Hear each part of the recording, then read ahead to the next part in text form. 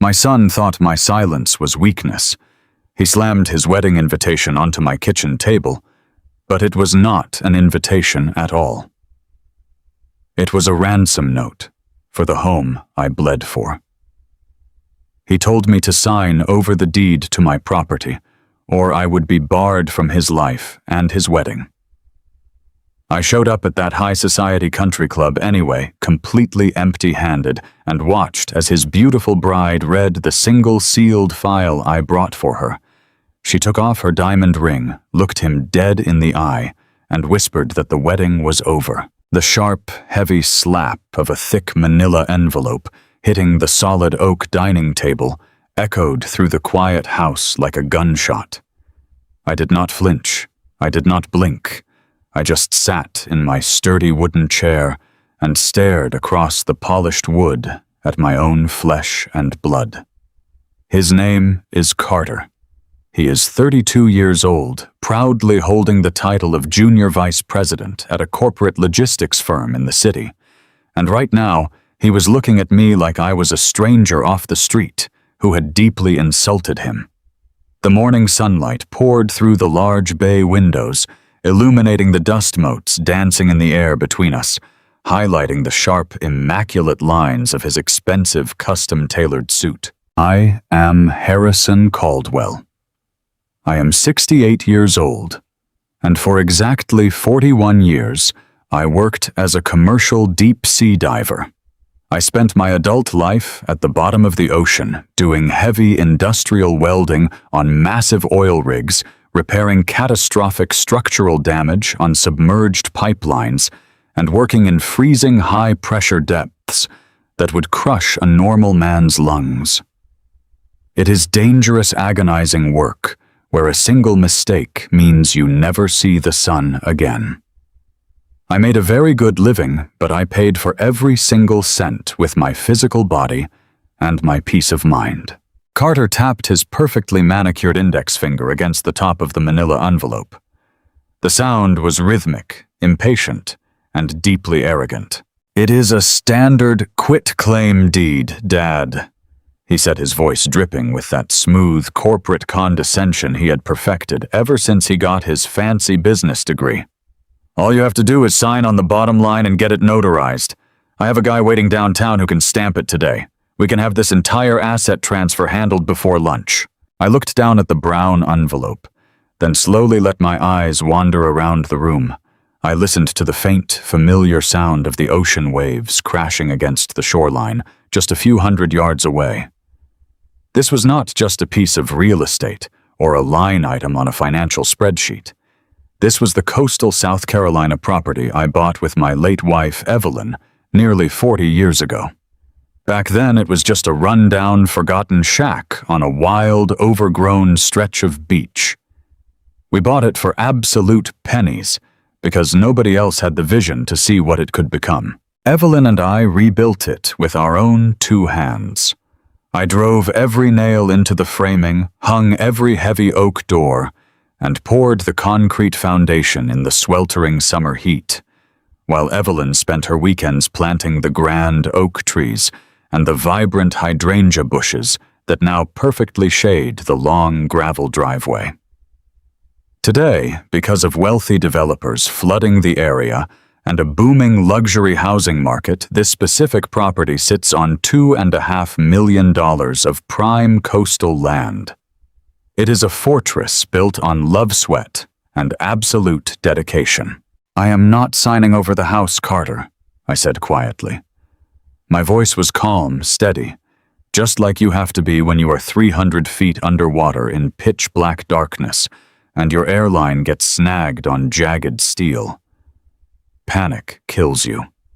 Calm keeps you alive. Carter scoffed, crossing his arms over his chest.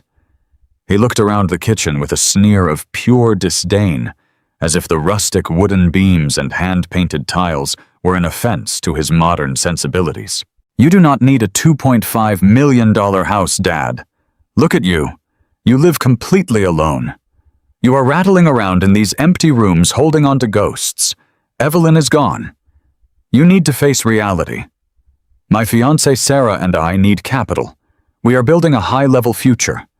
I need the massive equity in this property to secure my new life and expand my investments. If you sign this deed over to me, I can leverage the asset with the banks. It is basic economics. You are sitting on a gold mine and letting it gather dust while your own son tries to elevate the family name. It is my home, I replied, feeling a slow, deep burn starting in the center of my chest. It is the home your mother and I built for our family. It is the only thing I have left of her in this world. The walls hold her memory. I promised her on her deathbed that I would never let this place go to strangers or developers. Carter leaned forward, placing both hands flat on the oak table, leaning his weight toward me as if trying to physically intimidate a man who used to wrestle industrial pipes in violent ocean currents. I looked closely at his hands. They were soft, flawless, unblemished by a single day of hard, agonizing labor. The cuticles were pushed back, the skin smooth with expensive lotions. I gave him those hands. I paid for his expensive private university degrees in cash, so he would graduate without a single dime of student debt weighing him down. I paid for his Master of Business Administration. I bought his first car, a safe, reliable sedan, so he would never have to stand in the freezing rain waiting for a bus like I did when I was his age. I absorbed the crushing, agonizing pressure of the deep sea. I spent weeks living in cramped saturation, diving chambers, breathing compressed helium mixtures in dark, freezing waters completely isolated from the human world. I risked my life every single time I put on that heavy diving helmet, all so my son could sit in air-conditioned offices, type on keyboards, and never know the metallic taste of salt and blood. I looked down at my own hands resting quietly on the table. They are permanently scarred. The knuckles are swollen and twisted with severe arthritis. There are thick, white, jagged lines running across my forearms, from underwater welding sparks that burned straight through my thick wetsuit, and deep scars from jagged metal cuts that required dozens of stitches. My fingers are thick and stiff, ruined by decades of gripping heavy wrenches in the bitter, unforgiving cold. I willingly sacrificed my physical body so he could have a soft, comfortable life. And now he was using that very softness, that arrogant entitlement I accidentally financed, to try and strip me of everything I had left to my name. "Listen to me very carefully," Carter said, dropping his voice into a threatening, calculated register. "Sarah and I are getting married next month at the Grand Magnolia Country Club. It is an exclusive high society event. My corporate bosses will be there. The senior partners of my firm will be there. People who matter. If you do not sign this deed today and help me secure my financial future, you are not coming to the wedding. You will be formally barred from the venue. I will cut you out of my life completely. You can sit in this dusty old house alone until you die, and you will never see my face again." The words hit me like a physical blow to the stomach. The absolute unvarnished cruelty of it took my breath away for a fraction of a second. My own flesh and blood. The little boy I used to carry on my broad shoulders along the shoreline, pointing out the seagulls and the passing cargo ships. He was using his wedding invitation as a weapon to extort me. He was demanding the physical manifestation of my life's work, the very foundation of his mother's legacy, in exchange for a seat at a dinner table and the basic respect a son owes a father. I looked him dead in the eyes. I searched his face for any trace of the boy I raised, any flicker of hesitation or guilt. I saw absolutely nothing. I saw no warmth there. I saw no respect. I saw the pure arrogance of a man who believed the world, and specifically his father, owed him a living. He honestly thought I would crumble under the pressure. He thought that my old age and my lingering, profound grief over losing Evelyn made me weak and easily manipulated. He thought I was just a tired old man who would hand over millions of dollars just to avoid being abandoned by his only remaining family. But he forgot who he was dealing with. He forgot that the sea does not tolerate weakness, and it teaches you how to stand your ground against overwhelming, crushing force. I took a slow, deep breath. letting the air fill my lungs completely. I pushed my chair back, the heavy wooden legs scraping loudly against the hardwood floor. I stood up to my full height.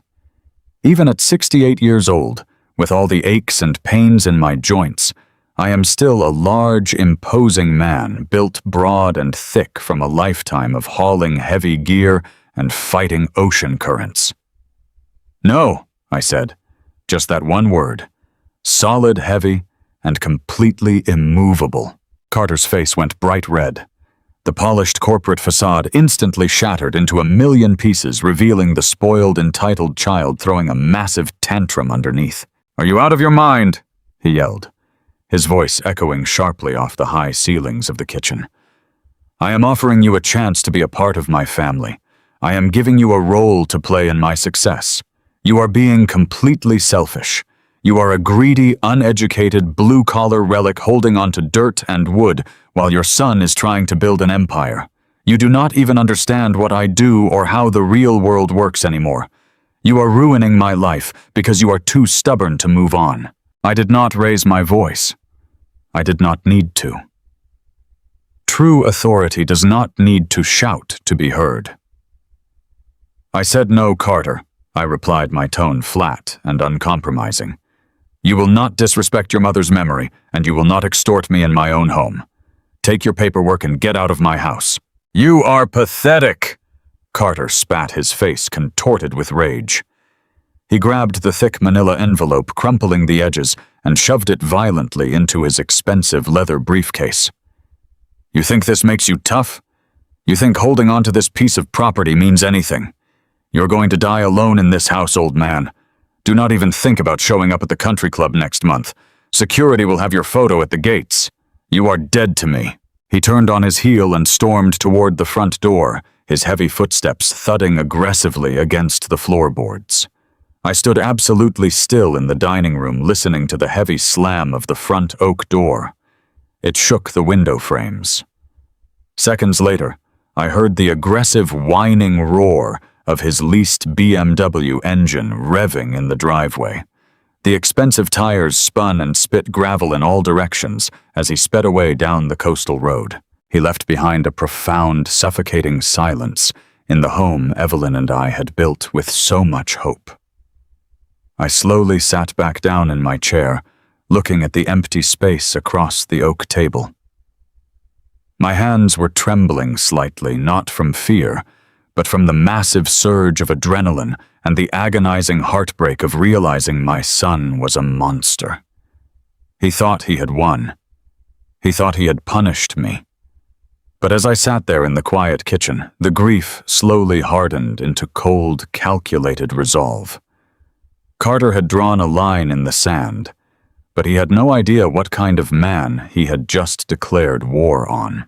The heavy wooden front door clicked shut, and the sound echoed through the long hallway, bouncing off the hand-painted tiles and settling deep into the quiet bones of the house.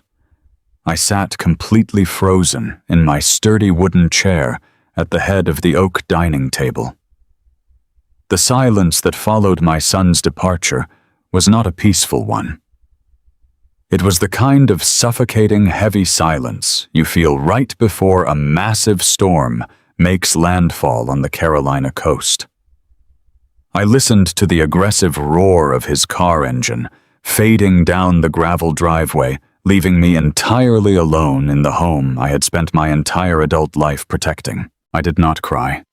My tear ducts felt as dry and rough as sandpaper. Instead, I slowly pushed my chair back and stood up, the joints in my knees and lower back grinding in familiar protest. I walked with heavy, measured steps into the living room. The afternoon sunlight was catching the dust particles in the air, casting a warm golden glow over the stone fireplace.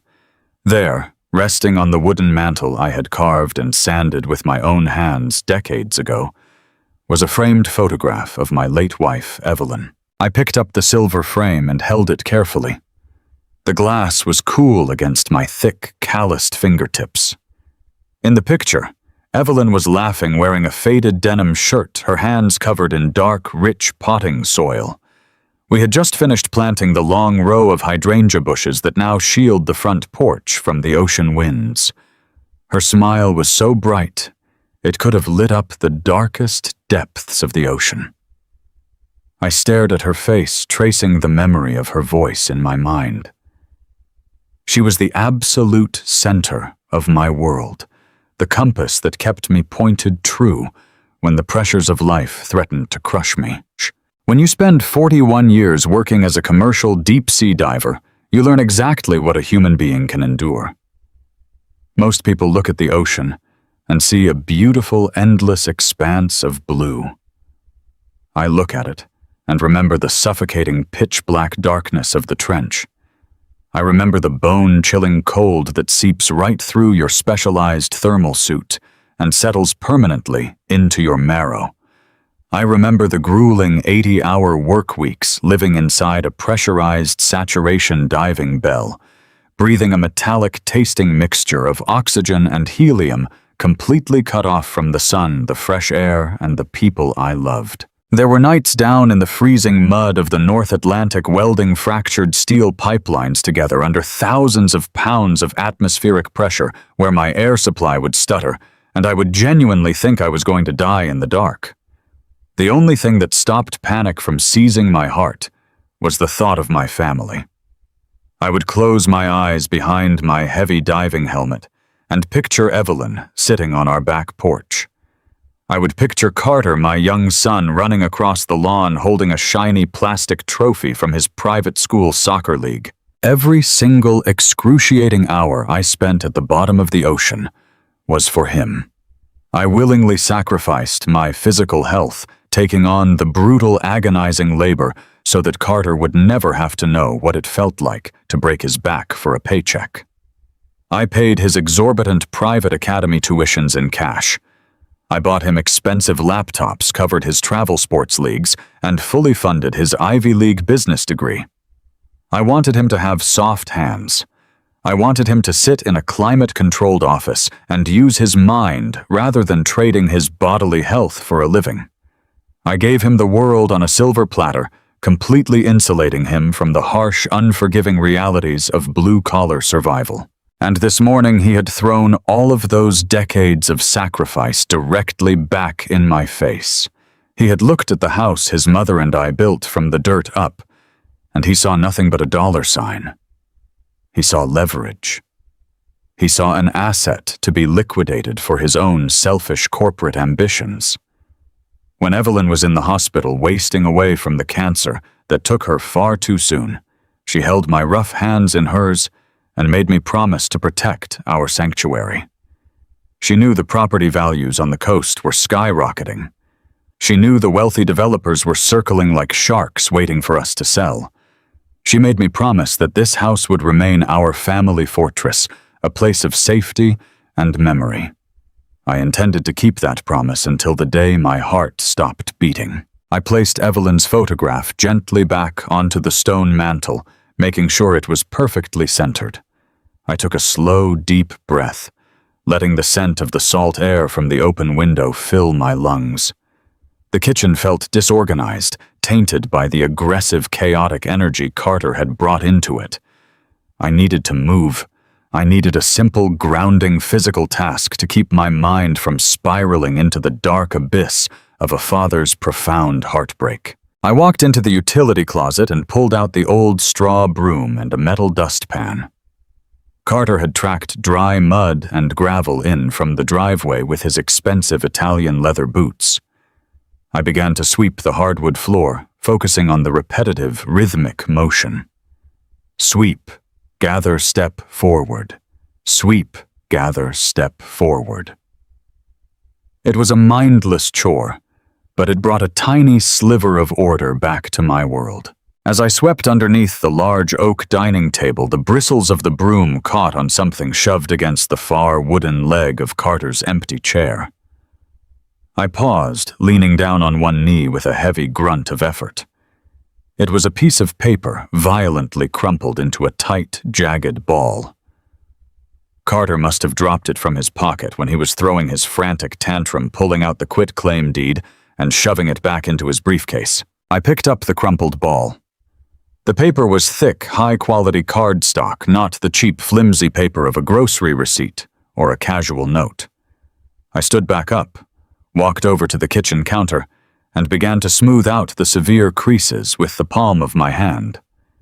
The paper was stubbornly wrinkled, but as I flattened it against the granite countertop, the bold, black, capitalized letters printed at the very top of the page became devastatingly clear. This was not a standard credit card bill or a gentle reminder of a missed utility payment.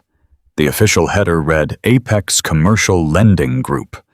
Right beneath that, in stark, threatening red ink, were the words, "Final Notice of Default" and "Immediate Asset Seizure." I felt an icy chill wash over my skin.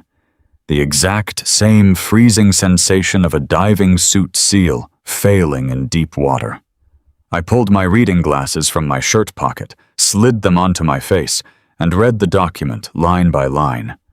My heart began to hammer against my ribs with a heavy, terrifying rhythm. The document was addressed directly to Carter Caldwell, listing him as the primary guarantor for a massive high-interest commercial bridge loan. The numbers printed on the page were staggering, the kind of figures that make a normal man stop breathing. The principal balance was well over $1 million, and the accumulated penalty interest was compounding at a predatory, ruinous daily rate.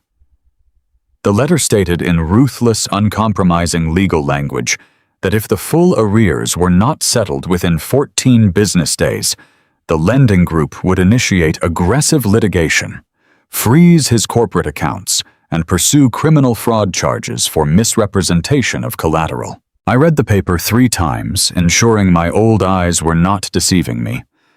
The lender Apex Commercial was not a traditional bank. I knew enough about the world to recognize the name.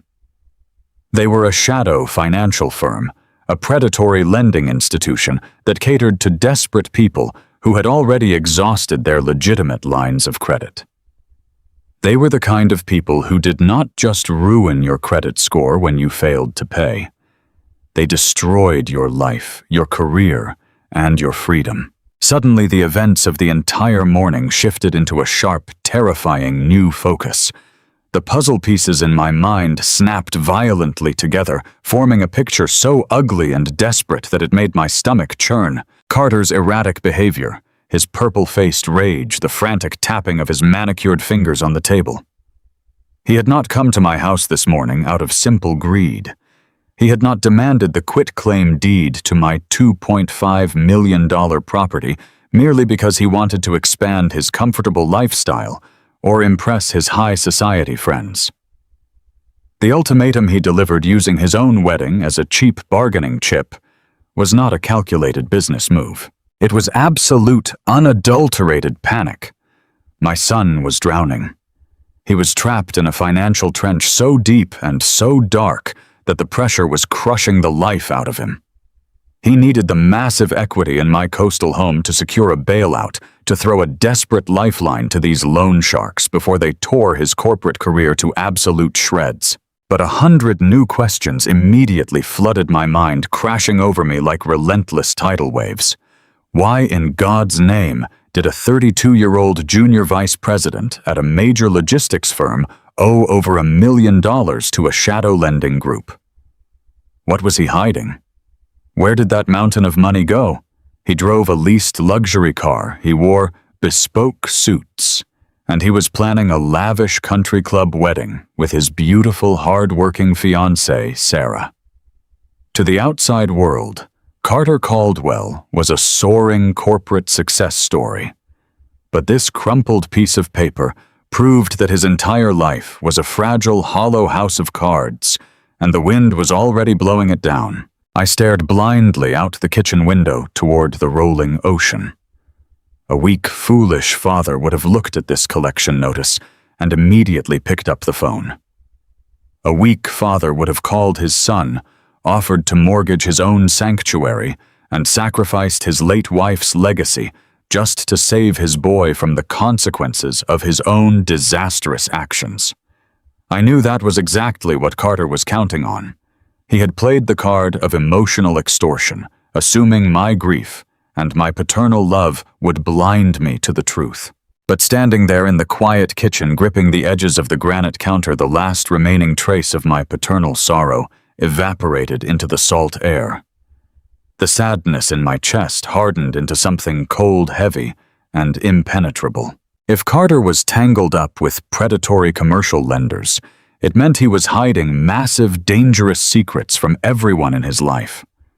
It meant he was likely lying to his firm, lying to his future bride, and lying to the world. And if he was willing to manipulate his own widowed father, threatening to erase me from his life, to save his own skin, there was no telling what other lines he had already crossed. The upcoming wedding at the Grand Magnolia Country Club suddenly did not look like a celebration of love. It looked like a desperate, elaborate smokescreen to maintain an illusion of wealth and stability while his reality burned to ashes. I carefully folded the default notice and slid it into the breast pocket of my flannel shirt. The instinct of the deep-sea diver completely took over my mind. When you are trapped in a catastrophic underwater blowout, crying does not save you. Panic guarantees your death. You have to regulate your breathing, assess the structural damage, gather your tools, and methodically calculate your next move. I was not going to sit in this empty house and grieve over the boy I had lost. I was not going to let him intimidate me with threats of isolation, and I was absolutely not going to hand over Evelyn's sacred home to cover the tracks of a fraud. I needed to understand exactly what kind of monster my son had become. I needed to know whose lives he was destroying alongside his own, especially poor Sarah, who seemed like a genuinely kind woman walking blindfolded into a disaster. I walked over to the hallway phone, picked up the receiver, and listened to the steady, uninterrupted dial tone. I did not dial Carter's number. There would be no more emotional confrontations, no more yelling across the oak table. From this moment on, I was going to operate in complete silence. I was going to follow this blood trail all the way to the source. I was going to dig deep into his corporate life, into his finances, and into the shadows he was trying so desperately to hide. I was going to uncover the absolute truth, and when the time came, I would let the crushing weight of reality fall right where it belonged. The morning after my son threatened to erase me from his life, I woke up long before the sun crested over the Atlantic Ocean. The house was completely silent, except for the rhythmic, distant sound of the waves crashing against the shoreline. I sat on the edge of my bed and felt the heavy, familiar ache in my spine and my shoulders. It was the physical cost of spending 41 years working in the freezing, crushing depths of the sea. Usually that pain was a source of quiet pride. It was the proof of my labor, the foundation of the comfortable life I had provided for my family. Today that pain felt like a cruel joke. I pulled the crumpled notice of default from my flannel shirt pocket. I smoothed it out on my lap one more time. $1 million in principal balance spiraling upward with predatory penalty interest. My son, a junior vice president who wore custom suits and leased expensive luxury cars, was secretly drowning in a catastrophic trench of toxic debt. He had come to my kitchen table the day before, using his upcoming high society country club wedding as a bargaining chip, trying to force me to sign away the $2.5 million coastal home I had built with his late mother. He had yelled. He had thrown a tantrum. He had tried to manipulate my grief. As a commercial deep-sea diver, you learn very early on that panic is your absolute worst enemy. When you are 300 feet underwater, surrounded by pitch-black darkness, and a piece of heavy machinery pins your airline against a steel rig, screaming does not save you. Thrashing around only depletes your oxygen faster. You have to close your eyes, slow, your heart rate, assess the structural integrity of your situation, and methodically dismantle the problem piece by piece. I was not going to sit in my quiet house and weep over the boy Carter used to be. I was not going to let his threats dictate my reality. I needed to understand exactly how deep this corporate corruption went and I needed to start at the very place where money and secrets always intersect. I took a hot shower dressed in a clean, pressed button-down shirt and a sturdy pair of canvas work pants and drove my truck down the winding coastal highway toward town. The morning air was crisp and thick with the smell of salt and pine. I pulled into the parking lot of the local community bank branch just as the doors opened for business. This was not a massive, faceless national bank branch in the middle of a busy city. This was a quiet, established institution where people knew their neighbors. Evelyn and I had opened our very first joint savings account here 40 years ago. We deposited my first major hazard paychecks here. We secured the original tiny mortgage for our property here, and we paid it off completely over a decade ago. I was what the banking world considered a quiet, high-value client. I did not flaunt my money, but the institution knew exactly how stable my foundation was. I walked through the glass doors offering a polite nod to the tellers. I did not march in demanding attention. I simply walked over to the reception desk and asked to speak privately with David Reynolds, the senior branch manager. David had been managing this branch for 20 years. He was a good, honest man who had attended Evelyn's funeral and had personally helped me restructure my accounts to cover her final medical expenses. When his assistant showed me into his spacious corner office, David stood up immediately, offering a warm smile and extending his hand.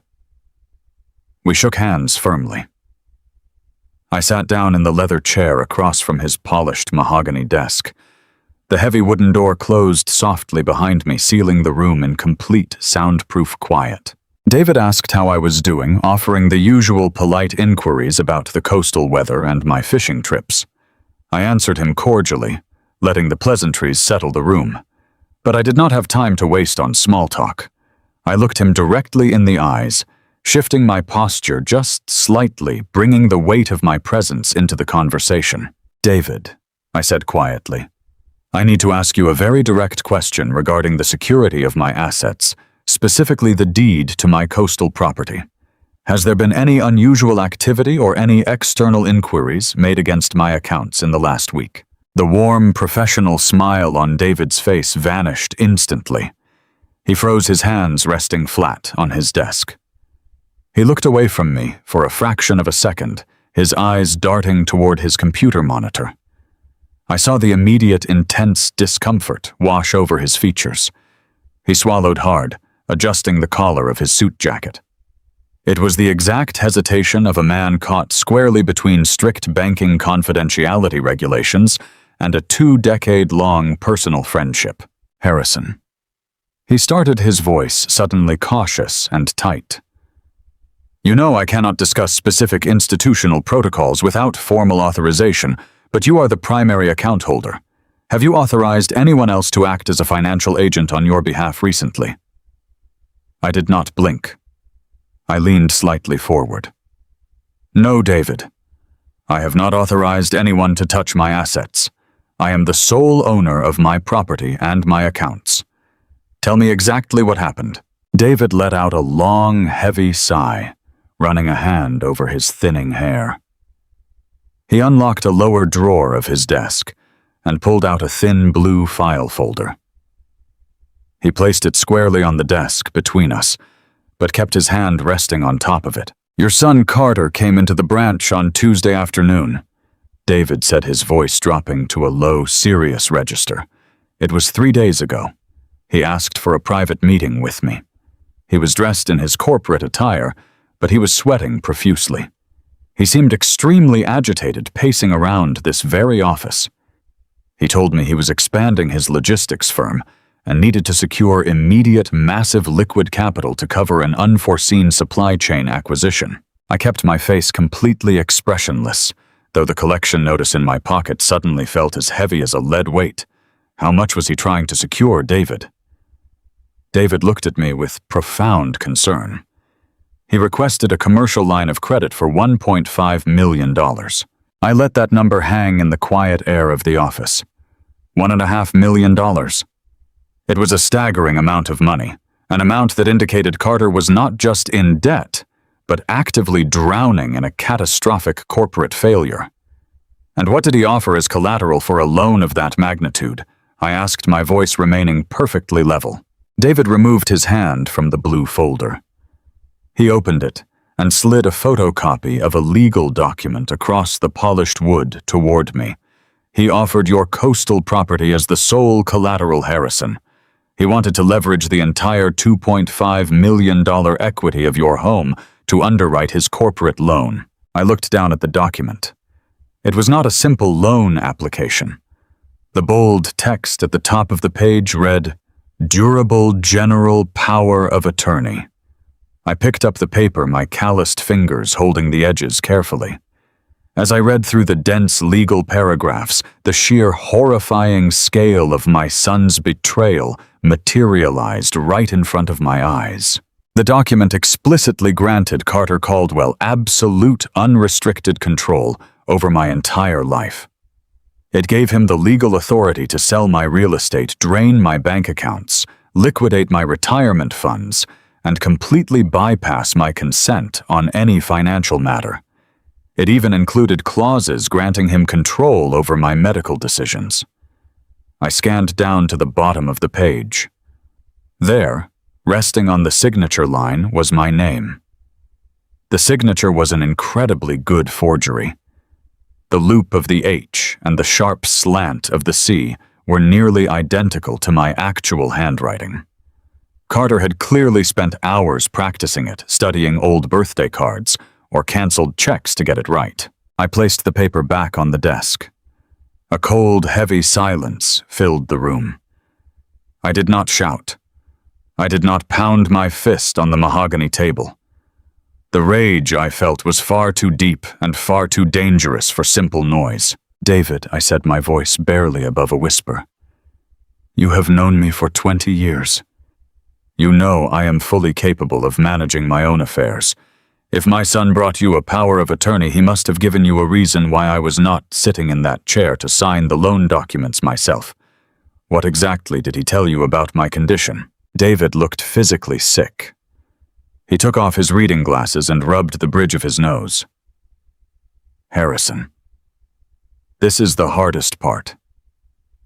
Carter sat right where you are sitting now. He looked me in the eye and told me that your mind was failing. He said the grief of losing Evelyn had finally broken you. He claimed you were suffering from severe, rapid-onset dementia. He told me you were wandering the beach in the middle of the night speaking to your dead wife and forgetting to pay your basic bills. He said you were a danger to yourself and that he had stepped in as a loving son to take over your financial burdens before you lost everything to the state." The absolute cruelty of that lie struck me with the force of a physical blow. The air in the room felt suddenly thin. My own son.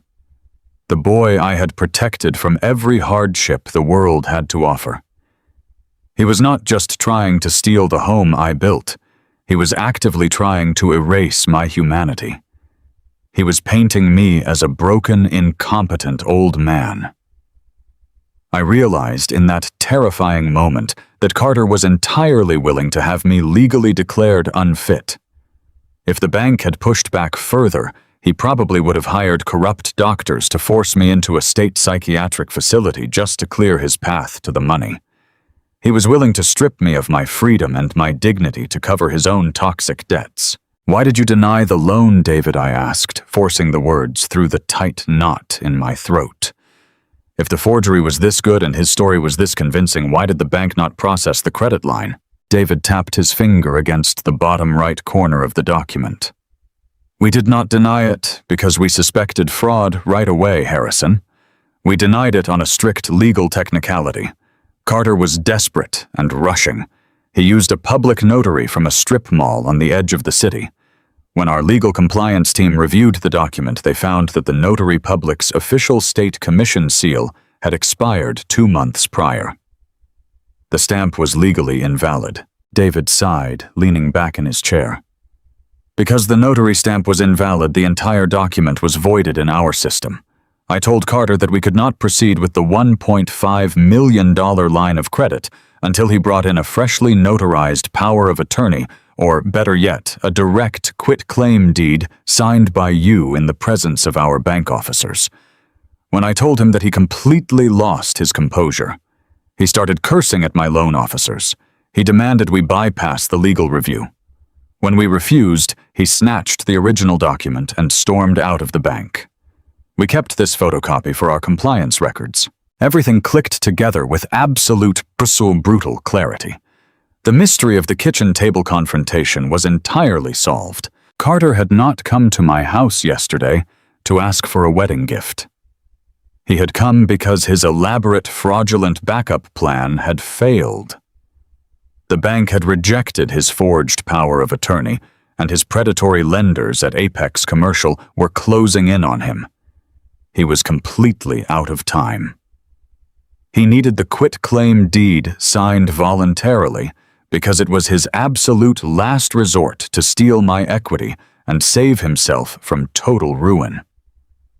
When I refused to sign it, he panicked. He threw his tantrum, insulted my intelligence, and threatened to ban me from his high society wedding, hoping the emotional manipulation would break me down. He thought I was just a lonely, grieving father who would surrender his life savings to buy back his son's affection. He had no idea that I had survived 40 years in the deep ocean by remaining perfectly calm when surrounded by deadly predators. I looked at David. He appeared deeply shaken by the entire ordeal, realizing he had almost been an unwitting accomplice to the financial destruction of an old friend. "David," I said, my voice projecting absolute authority, "I need you to place a hard, irrevocable security lock on every single asset, trust, and checking account associated with my name. I want a verbal password required for any transfer or withdrawal over $100. Flag Carter Caldwell in your security system. If he calls this branch, or if he attempts to present any documentation whatsoever regarding my property, you are to immediately reject it and contact me. Consider it done right this second, Harrison," David replied, already typing rapidly on his keyboard. "The locks are in place. He cannot touch a single dime of your money from this institution. What are you going to do now? Are you going to the police?" I stood up slowly, adjusting the cuffs of my shirt. If I went to the police right now, Carter would claim the forgery was a misunderstanding. He would use his corporate lawyers to drag the process out, and he would simply find another way to manipulate the situation. The collection notice in my pocket proved that his desperation was tied to a commercial logistics firm, which meant this fraud likely extended far beyond my bank accounts.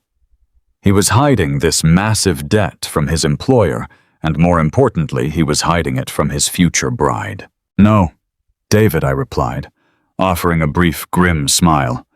"I am not going to the police yet. If you want to stop a leak in a high-pressure pipeline, you do not just patch the surface.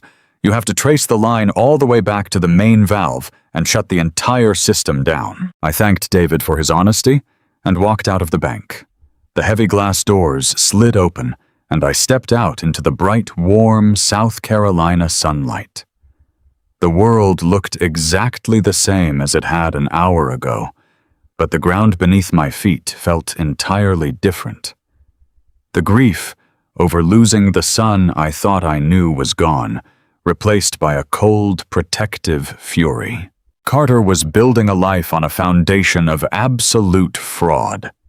He was planning a lavish country club wedding with Sarah, a woman who likely had no idea she was about to marry a man drowning in millions of dollars of toxic debt and corporate embezzlement.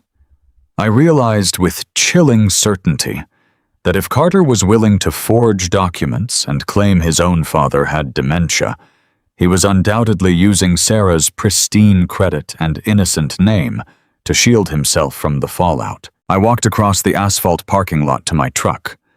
I did not need to yell. I did not need to confront him with my fists. I was going to use his own arrogance against him. I was going to meet with his lovely bride to be not to threaten her, but to quietly observe the blind spots in her upcoming marriage. Carter had tried to strip me of my power, but he was about to learn exactly what happens when you awaken the silent strength of a man who has nothing left to lose. I sat in the cab of my truck in the bank parking lot for a long time, listening to the heavy hum of the diesel engine. The South Carolina heat was already baking the asphalt, sending clear waves of distortion rippling across the hoods of the parked cars. I gripped the steering wheel with my scarred, arthritic hands, letting the rough texture of the leather cover ground me in reality. I had just discovered that my own son, the boy I had broken my body to raise, had attempted to forge a legal document to declare me mentally incompetent. He wanted to steal the $2.5 million coastal home I had built with his mother, all to cover a massive toxic debt to a predatory commercial lender. When you spend 4 decades working as a deep-sea welder, you learn that the most dangerous hazards are never the ones you can see. The real danger is the invisible current that pulls you quietly into the dark before you even realize you are drifting. Carter was caught in a deadly current, and he was violently thrashing around, grabbing onto anyone he could use as a flotation device. I had cut his hands off my property today by locking down my bank accounts, but I knew my son. He would not just stop and accept defeat. He would find another victim to drag down with him. My mind immediately went to Sarah. Sarah was Carter's fiancée. She was a pediatric oncology nurse at the county hospital, a young woman who spent her days fighting for the lives of sick children. She was kind, grounded, and possessed a quiet, radiant warmth that reminded me so much of my late wife, Evelyn. I had always wondered how a woman with such genuine compassion had ended up with a man as calculating and image-obsessed as Carter. Now a cold, terrifying dread began to pool in the bottom of my stomach. If Carter was desperate enough to forge my signature and claim I had severe dementia, there was absolutely no telling what lies he was feeding the woman who shared his bed and his future. I pulled my cell phone from my pocket and dialed her number. It rang 3 times before she answered. Her voice sounded exhausted, but predictably sweet, the kind of voice that automatically tries to put the caller at ease. I told her I was in town running some errands, and asked if she had time to grab a quick cup of coffee during her break. I framed it casually, suggesting we needed to catch up on some of the final wedding preparations before the big day next month. She agreed instantly, telling me she could meet me at the small cafe just 2 blocks down from the hospital main entrance. I drove to the cafe and arrived 20 minutes early. It was a quiet, modest little place, smelling of roasted espresso beans and fresh pastries. I chose a small table in the far back corner, a tactical habit I developed over the years to ensure I could see the entire room without being easily observed. I ordered a black coffee and waited. I needed to act as the supportive, slightly out-of-touch father. I needed to observe her completely to find the blind spots in her understanding of the man she was about to marry. When Sarah walked through the glass door of the cafe, my heart genuinely ached for her. She was wearing pale blue hospital scrubs, and her blonde hair was pulled back into a messy, practical knot. There were deep purple shadows of exhaustion under her eyes, the hallmark of someone who spent 12-hour shifts carrying the emotional weight of other people's tragedies. She spotted me in the corner, and a bright, sincere smile broke across her tired face. She walked over, smelling faintly of clinical hand sanitizer and lavender soap, and gave me a tight, warm hug. She sat down across from me with a large vanilla latte, wrapping her hands around the warm mug. For the first 20 minutes, we simply talked about the wedding. She told me about the floral arrangements she had finally selected for the country club reception, the specific shade of ivory she chose for the table linens, and how excited her parents were flying in from Ohio. She spoke with the innocent, unburdened joy of a woman who believed she was standing on the threshold of a beautiful, secure life. I nodded. I smiled, and I played my part perfectly. but every word she spoke felt like a heavy stone being placed on my chest. I waited for a natural pause in the conversation, taking a slow sip of my black coffee to steady my nerves. "Sarah, I am so incredibly happy for you both," I said, keeping my voice gentle and measured. "But I have to admit, I have been a little worried about Carter lately. I know planning a high-society wedding is expensive and stressful, and with his corporate logistics job, he just seems stretched incredibly thin. He came by the house yesterday, and he seemed frantic. I just wanted to make sure he was not carrying too much of a burden on his own." I carefully observed her face, expecting to see a flash of surprise, or perhaps a defensive reassurance that everything was perfectly fine. Instead, her entire posture shifted. Her bright smile faded, replaced by a look of deep, heartbreaking pity.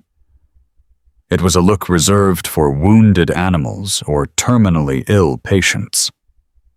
She reached across the small wooden table and placed her soft hand directly over my scarred, calloused knuckles. "Oh, Harrison," she whispered, her voice thick with thick, sorrowful compassion. "Carter told me he went to see you. You do not have to pretend with me. I know everything. I know how much you are struggling right now, and I just want you to know that I do not judge you at all. Addiction is a terrible disease, and we are going to get you the help you need." I sat absolutely still. The ambient noise of the cafe, the grinding of the espresso machine, the quiet chatter of the other patrons completely vanished from my awareness. The air in my lungs turned to solid ice.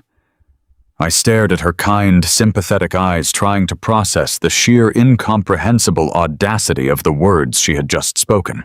"Addiction," I repeated slowly, carefully testing the word on my tongue, so I would not betray the massive surge of adrenaline spiking through my veins. "What exactly did Carter tell you, Sarah?" She squeezed my hand, gently treating me like a fragile, broken old man who was ashamed of his own failures. "He told me about the gambling, Harrison," she said softly, leaning closer so no one else could hear. "He told me how the grief of losing Evelyn sent you into a dark place. He explained how you started using offshore betting syndicates to cope with the loneliness, and how you have completely blown through your deep-sea diving retirement funds. He told me you owe hundreds of thousands of dollars to dangerous bookies, and that you are weeks away from the bank foreclosing on the coastal house. He said you were so ashamed you could not even admit it to yourself." My blood ran completely cold. I had to bite the inside of my cheek so hard I tasted the sharp, metallic tang of copper just to keep my face from contorting into absolute rage. I have never gambled a single dollar in my entire life. Every drop of sweat, every agonizing hour I spent under the crushing pressure of the Atlantic Ocean was to ensure my family had a rock-solid financial foundation. I paid off the mortgage on my coastal property 10 years ago. I did not owe a single cent to anyone in this world. Carter had not just forged my signature. He had actively constructed an elaborate, monstrous, fictional narrative to completely destroy my character. He had projected his own catastrophic financial sins directly onto me. He was drowning in toxic debt from a predatory commercial lender, and he had convinced his innocent fiancée that I was the degenerate financial ruin of the family. "Carter has been so incredibly stressed," Sarah continued, completely unaware that she was driving a knife directly into a father's heart. "He loves you so much, Harrison. He told me he was trying to secure a massive line of credit to bail you out to pay off your bookies and save the family home before you ended up on the street. He has been working day and night trying to fix this for you. That is why he has been so agitated. He is carrying the weight of the world on his shoulders to save his father." I felt a sickening wave of revulsion wash over me. Carter had brilliantly painted himself as the devoted, heroic savior son, desperately trying to rescue his pathetic, addicted father from ruin. He had weaponized Sarah's natural empathy as a nurse. He knew she would never question his narrative, because she was genetically wired to heal and support broken people. He was using my grief over Evelyn to justify his lies, turning my quiet, solitary mourning into the pathetic symptom of a gambling addict. If I shouted right then, if I slammed my fist on the table and told her Carter was a manipulative, lying fraud, I knew exactly what would happen. She would look at me with even more pity. She would see my anger as the desperate defensive denial of an addict refusing to take accountability. Carter had laid the psychological groundwork far too perfectly. He had poisoned the well so thoroughly that any attempt I made to defend my honor would only confirm his fabricated diagnosis of my mental instability. I forced my facial muscles to relax. I looked down at the table, projecting the image of a deeply ashamed, defeated man. "I appreciate your compassion, Sarah," I said, my voice intentionally quiet and subdued. "I truly do. It is difficult to talk about. Carter is a very driven young man. I just worry that he is putting too much of his own life at risk trying to manage these problems." Sarah offered a brave, resilient smile, her eyes shining with absolute devotion for a man who did not exist. "You do not need to worry about us, Harrison," she said proudly, eager to share her own contribution to the family's salvation. "Carter is a brilliant businessman. Actually, since his personal capital has been tied up trying to negotiate with the banks for your house, we decided to take a big step together for our own future. He is launching his own independent logistics startup. He has amazing corporate contacts who want to work with him directly." I felt the last remaining oxygen leave the room. The structural integrity of my composure was being tested to its absolute breaking point. "A startup?" I asked, keeping my tone perfectly neutral. "That is a massive financial undertaking, especially right before a wedding." "It is," she agreed brightly, her face lighting up with genuine excitement. "But I believe in him completely. Since he needed clean liquidity to secure the initial cargo contracts, I co-signed a joint corporate credit account with him last week. My credit score is practically perfect since I have zero debt, so the commercial lenders approved us for an enormous initial funding line. He said the returns on the first shipping route will clear the balance before the wedding even happens. We are building our empire together." The cafe around me seemed to tilt dangerously on its axis. I felt the physical sensation of falling rapidly into a pitch-black oceanic trench. I knew exactly what Apex commercial lending was. They were ruthless, bloodthirsty corporate loan sharks who disguised themselves in expensive suits and legal loopholes. Carter was not building an independent logistics startup. He was not securing cargo contracts. He had completely exhausted his own lines of credit, and he had failed to steal the $2.5 million equity from my house because of an expired notary stamp. He was backed into a corner moments away from default, so he had done the most cowardly, despicable thing a man could possibly do. He had used his future wife as a human shield. Carter had manipulated Sarah into opening a massive joint corporate credit line using her pristine financial history. He was going to take that money, funnel it directly to his predatory lenders to buy himself time and leave Sarah holding the bag for millions of dollars in toxic debt. When the house of cards inevitably collapsed, Apex Commercial would not care about her good intentions. They would legally seize her nurse's salary, drain her modest bank accounts, destroy her perfect credit, and pursue her into absolute bankruptcy.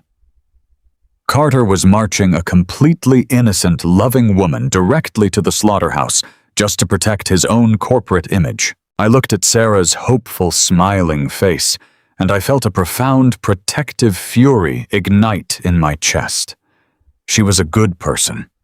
She was a woman who spent her life healing children, a woman who had offered me grace and forgiveness for sins I had never even committed. My son was a predator, and he was feeding on her light to survive his own darkness. "That is very brave of you, Sarah," I said, my voice steady, masking the absolute inferno burning behind my eyes. "Carter is very lucky to have a woman who trusts him so completely." "We are a team," she said proudly, taking a final sip of her latte. We take care of each other." She checked her watch, her eyes widening slightly as she realized the time. She apologized profusely, explaining that her break was over and she had to get back to the pediatric oncology ward for afternoon rounds. We stood up together, and I pulled her into a gentle, fatherly hug. I felt the thin fabric of her scrubs, the fragile reality of a woman who had no idea she was standing on a live landmine. I watched her walk out of the cafe, her blonde hair catching the afternoon sun as she hurried back toward the towering hospital building. I stood alone by the table, staring at her empty coffee cup. Carter had built an impenetrable fortress of lies. He had isolated me by painting me as a degenerate gambling addict, making my word completely worthless to the people around him. He had legally bound an innocent woman to his catastrophic financial ruin. I knew with absolute terrifying certainty that I could not just walk up to Sarah and tell her the truth. I could not just call her parents and warn them. Words meant absolutely nothing in this corporate snake pit. Carter would simply gaslight his way out of it, claiming my accusations were the desperate, malicious lies of a sick man trying to ruin his son's happiness out of spite. If I was going to dismantle this monster and save Sarah from total destruction, I could not rely on conversations. I needed something cold, hard, and utterly irrefutable.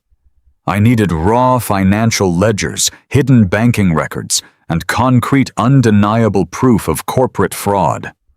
I needed the kind of evidence that not even a smooth-talking junior vice president could argue away. I walked out of the cafe and got back into my truck. I did not drive back to my empty coastal home. The time for grieving my son was permanently over. The hunt had officially begun. I steered my heavy diesel truck off the main coastal highway and onto the narrow, sun-baked asphalt that cut deep into the South Carolina lowcountry. The towering oak trees were draped in thick curtains of Spanish moss, casting long, shifting shadows across my windshield. I drove with the windows rolled down, letting the humid, salty air fill the cabin. I needed absolute clarity. I needed an ally.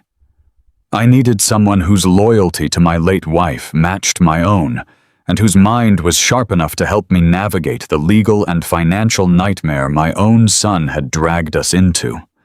That meant a direct visit to Evelyn's older sister. Aunt Barbara was a woman carved from absolute granite.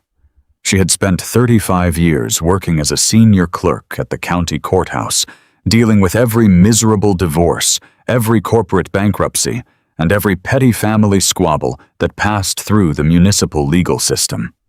She had seen the absolute worst of human nature wrapped up in neat legal folders. Because of that career, you could not feed Barbara a fabricated story. Her eyes missed absolutely nothing, and she had zero tolerance for fools. I pulled into her long gravel driveway and parked next to her modest, beautifully maintained brick house. She was standing on the front porch wearing gardening gloves and methodically pruning her overgrown rose bushes with a pair of heavy iron shears. When she heard the crunch of my heavy boots on the gravel, she turned around. She took one look at my face, and the faint, welcoming smile completely vanished from her lips. She did not ask me how I was doing. She did not offer empty pleasantries.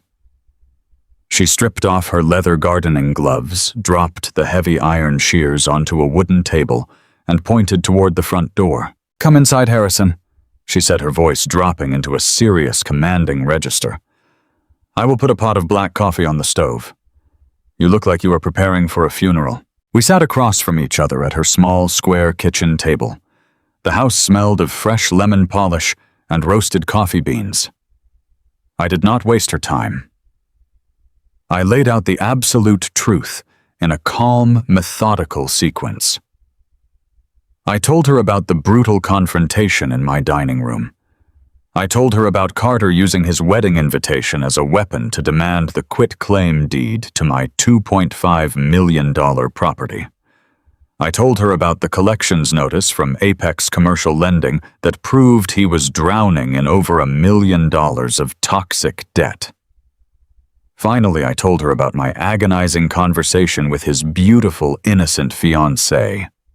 I explained how Carter had painted me as a degenerate gambling addict with severe dementia just to manipulate Sarah into opening a massive corporate credit line to shield his own catastrophic failures. Barbara did not gasp. She did not interrupt me with emotional outbursts. She sat perfectly still, gripping her ceramic coffee mug so tightly her knuckles turned completely white. When I finished speaking, the silence in the kitchen felt heavier than the pressure at the bottom of the Atlantic Ocean. I took a slow sip of my coffee, waiting for her legendary sharp instincts to process the gravity of the situation. "I saw him, Harrison," she said quietly, her voice tight with a cold, creeping dread. "I saw Carter last Thursday evening." I lowered my coffee mug to the table. "Where did you see him, Barbara?" She leaned forward, resting her elbows on the table. "I was having dinner with a few retired courthouse clerks at an upscale steakhouse downtown to celebrate a birthday," she explained. "We finished our meal late." I stepped out to the front valet stand to retrieve my coat and wait for my car. Carter was standing in the shadows at the far edge of the parking lot near the dumpsters. He was not celebrating his upcoming wedding. He was cornered by two men. A cold spike of adrenaline hit the base of my spine. What kind of men, Barbara? They were wearing expensive tailored suits, but they did not carry themselves like corporate businessmen, she said, her eyes narrowing as she recalled the memory. They moved like predators. They had Carter pinned against the brick wall of the restaurant. Carter was sweating completely through his silk dress shirt. I watched from the valet stand as one of the men grabbed Carter by the lapels of his jacket and slammed him hard against the brick. Carter did not fight back. He raised his hands defensively. He was submissive. He was pleading with them. He looked absolutely terrified, Harrison. I almost called the local police right then, but before I could pull my phone from my purse, the men shoved him aside, got into a black sport utility vehicle, and drove away. Carter collapsed against the wall, struggling to breathe. I felt the last remaining oxygen leave the room. Apex Commercial was not just sending angry letters with red ink through the postal service. They were sending physical enforcers. They were backing my son into a dark, violent corner. This confirmed my absolute worst fears. Carter was entirely out of time. He was not just facing a ruined credit score or corporate bankruptcy. He was facing men who destroyed lives for a living. That was why he was so frantic to steal my house. That was why he was willing to sacrifice Sarah's pristine financial future. He was a desperate, trapped animal willing to chew off his own leg to escape the trap. Barbara looked at me with profound sorrow. "Harrison, he has crossed a line that you cannot pull him back from. If he is tangled up with shadow lenders and utilizing his future bride as a human shield, he is committing federal fraud. You cannot protect him from this." "I am not trying to protect him, Barbara," I replied, my voice completely devoid of warmth. "I am trying to protect Sarah, and I am trying to protect the sanctuary Evelyn and I built. But I cannot do this alone. I need to dismantle his lies with concrete, irrefutable proof. I need to know exactly where the money went and exactly how much poison he has injected into his own corporate life." "Then you need professionals," Barbara said firmly. "You need men who know how to hunt in the dark." But forensic accountants and private investigators of that caliber cost an absolute fortune, Harrison. Carter thinks you are surviving on a fixed blue-collar pension. I offered a grim, bitter smile. Carter only knows what I allowed him to see. When you spend months at a time living in a pressurized saturation tube, welding heavy steel pipelines at the bottom of the ocean, the hazard pay is astronomical. I never bought luxury cars. I never bought fancy watches or tailored suits. Evelyn and I lived a quiet, modest life. Every single surplus dollar I earned in those freezing, violent waters was quietly funneled into aggressive, diversified investment portfolios. Over 40 years of compound interest, that money had grown into a massive, silent fortune. I intentionally hid that wealth from Carter. I wanted him to build his own character. I wanted him to understand the value of a hard-earned dollar rather than relying on a bottomless trust fund. The tragic irony was that my son had tried to extort me for a piece of coastal real estate, completely unaware that I had the liquid capital to destroy him 10 times over. I was about to weaponize my silent wealth to save an innocent woman from the monster I had accidentally raised. I left Barbara's house with a list of 2 highly recommended names from her extensive courthouse contacts. I drove straight back into the city, pulling up to a sleek, glass-fronted office building in the financial district. My first meeting was with Victor Cole. Victor was a retired federal investigator who now ran an elite private intelligence firm. He was a broad-shouldered man with cold, calculating eyes that looked right through you. He did not waste time with pleasantries. I sat in his soundproof office, placed the crumpled notice of default on his desk, and handed him a cashier's check for a massive initial retainer. "I want a microscope on my son," I told him, maintaining eye contact. "I want to know exactly where he goes, who he meets, and what he does when he thinks nobody is watching. I want photographic evidence of every shadow he steps into." Victor slid the check across the desk and nodded once. "You will have a complete surveillance dossier on my secure server within 48 hours, Mr. Caldwell." My second meeting was one floor down with Michael Reyes. Michael was a brilliant senior forensic accountant who specialized in tracing corporate embezzlement and unmasking offshore shell companies. He looked like a mild-mannered university professor, but Barbara had assured me he possessed an absolutely lethal mind for financial forensics. I sat across from Michael and explained the situation regarding the joint corporate credit line Carter had manipulated Sarah into opening. I told him about the supposed logistics startup my son claimed to be launching. "I need you to tear his financial life down to the studs, Michael," I instructed. "I need you to pull the public filings for this new startup. I need you to trace the corporate credit lines. I need to know if this business actually exists, or if it is just a hollow shell designed to funnel stolen money to predatory lenders. I need a concrete paper trail that proves exactly what he is doing to that poor nurse." Michael adjusted his glasses and opened a fresh legal pad. "If your son is moving millions of dollars in fraudulent loans through corporate accounts, he will leave a digital footprint, Mr. Caldwell. Amateurs always believe they are smarter than the banking system. I will track every single cent." I walked out of that office building feeling the heavy, agonizing burden of a father actively hunting his own child. It was a deeply painful, necessary mission. I drove back to my quiet, coastal house, locked the heavy front door, and waited. The hunt had officially begun.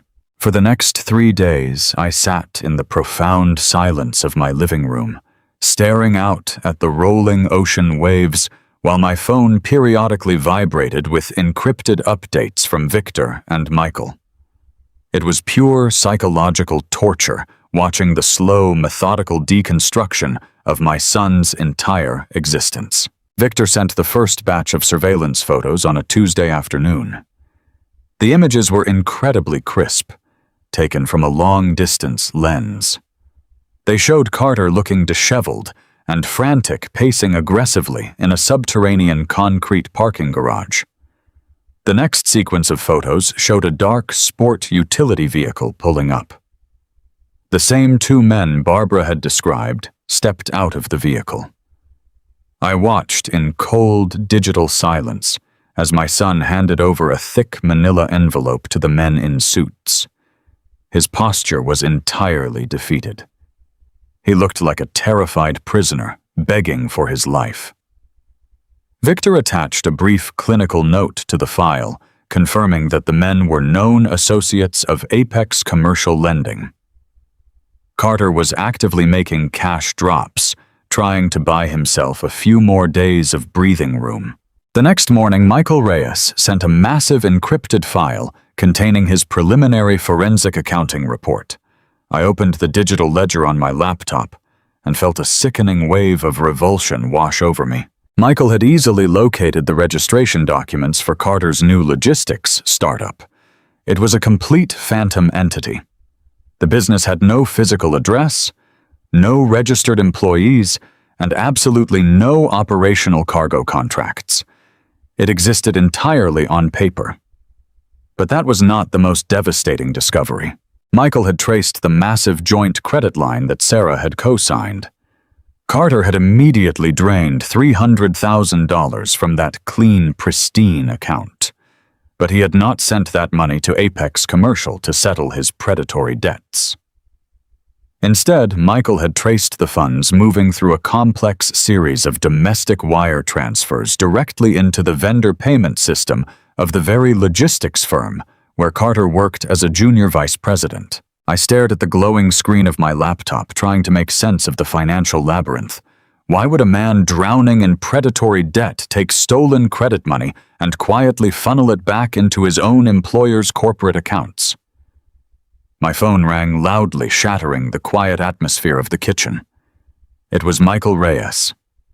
I answered immediately. "Mr. Caldwell," Michael said, his voice tight with urgent professional intensity. "I have spent the last 12 hours cross-referencing the public financial disclosures of your son's corporate employer with the phantom vendor accounts he set up. I need you to prepare yourself for what I am about to tell you. This situation is exponentially worse than we originally calculated." I closed my eyes, gripping the edge of the granite countertop. "Tell me, Michael. Your son is not just hiding a predatory loan." Michael explained the words, hitting me like rapid-fire punches. "He has been actively embezzling massive amounts of capital from his own employer for months. He created a fake vendor in their supply chain and has been quietly siphoning millions into his own pockets. The money he took from his fiancée's joint credit line was a desperate attempt to partially reimburse the stolen corporate funds before anyone noticed the missing capital. I felt the entire room begin to spin. Carter was an active corporate embezzler. He was stealing from his bosses, and he was using Sarah to cover his criminal tracks. "When are they going to notice the missing money?" I asked, my voice a harsh, raspy whisper. "I pulled the corporate auditing schedule for his firm," Michael replied grimly. "They are conducting a massive, comprehensive quarterly financial review. The auditors are scheduled to tear through his specific department ledgers exactly 3 days after his country club wedding. The final piece of the puzzle locked into place with terrifying precision. Carter needed the $2.5 million equity from my house because the $300,000 he stole from Sarah was not nearly enough to cover the massive hole he had dug at his company. He was trapped between violent loan sharks demanding payment and federal auditors who were days away from discovering his massive corporate theft. He was planning to walk down the aisle, smile for the cameras, and marry a woman he had already condemned to financial slaughter. The net was tightening completely, and I was about to pull the final cord to bring his entire fraudulent empire crashing down to the ground. A heavy, violent squall began to batter the South Carolina coast, just as the afternoon light faded into a bruised, ominous gray. The torrential rain hammered against the thick glass of my bay windows, perfectly mirroring the dark, relentless storm currently brewing inside my own chest. I stood in the quiet kitchen watching the sheets of water wash over the long gravel driveway. A modest, unassuming silver sedan pulled through the front iron gates, cutting through the driving rain with slow, deliberate caution. It was Michael Reyes, the brilliant forensic accountant I had hired just a few days prior. He stepped out of his vehicle, pulling his coat tight and clutching a thick, heavy leather briefcase firmly against his chest to shield it from the violent weather. I opened the solid oak front door before he even reached the wooden steps of the porch. We did not exchange warm, polite greetings. We did not talk about the terrible weather or offer any empty societal pleasantries. The grim, tightly wound expression on his face told me absolutely everything I needed to know. He walked straight past the foyer and into my dining room, placing his soaked briefcase flat on the center of the heavy oak table. He let out a long, exhausted breath, running a hand over his damp hair. I poured him a large mug of scalding black coffee, which he accepted with a brief, silent nod of profound gratitude. We sat across from each other, in the exact same spot, where my son Carter had sat just days earlier, arrogantly demanding that I sign away the very roof over my head. Michael unclasped the twin metal latches of his briefcase. The sharp, mechanical click echoed loudly in the quiet, tension-filled house. He pulled out a massive stack of printed financial ledgers, bank routing statements, and highlighted corporate supply chain manifests. The sheer volume of paper was incredibly intimidating, a mountain of raw data that held the secrets to my son's terrifying downward spiral. Michael pushed his wire-rimmed glasses up the bridge of his nose and looked me squarely in the eye. His demeanor was completely professional, but I could see a deep, heavy trace of genuine sympathy behind his gaze. He told me he had spent 48 straight hours tearing through the public filings, tax identification numbers, and digital banking routes associated with Carter and his supposed logistics startup. He warned me to brace myself, stating that what he was about to show me went far beyond a simple bad investment, a foolish business loan, or a temporary lapse in financial judgment. Carter had built an elaborate, highly illegal financial machine. Michael slid a large, color-coded flowchart across the polished wood of the table. He pointed to a specific corporate entity printed in bold red ink. It was a company name I did not recognize in the slightest. Michael explained with devastating clarity that Carter had used his high-ranking position as a junior vice president at the logistics firm to completely fabricate a phantom vendor. It was a fake trucking and freight distribution company that existed solely as a rented post office box and a digital offshore bank account. Over the past 14 months, Carter had been actively authorizing massive continuous payments to this non-existent company for shipping and transport services that were never actually rendered. He had exploited a significant blind spot in his employer's corporate approval process, forging signatures and signing off on fake invoices to funnel millions of dollars directly into his own hidden private accounts. My son was not an ambitious, hard-working entrepreneur, making aggressive but honest business moves. He was a common, cowardice-driven thief wearing an expensive tailored suit, actively embezzling an absolute fortune from the very men who trusted him and signed his paychecks. The horrific reality of his crime hit me with the sudden catastrophic force of a pressure change in a deep water diving bell. My lungs burned as if I had suddenly lost my air supply. I looked down at my permanently scarred arthritic hands, remembering the decades of agonizing, back-breaking labor I had endured at the bottom of the freezing Atlantic Ocean to ensure my boy grew up with an honest, unshakable foundation. I had taught him the absolute value of integrity. I had taught him that a man is only as good as his unbreakable word and the honest sweat on his brow.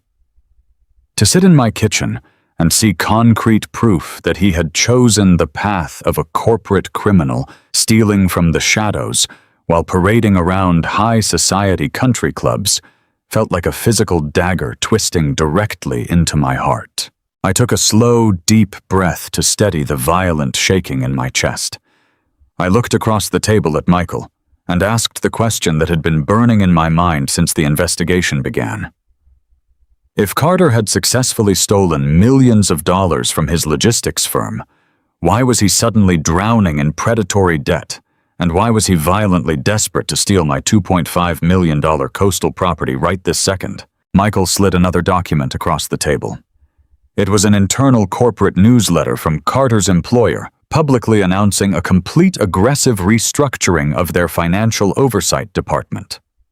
Michael explained that 2 months ago, the logistics firm had unexpectedly hired a ruthless independent auditing agency to conduct a massive, comprehensive quarterly review of all vendor relations and supply chain expenditures.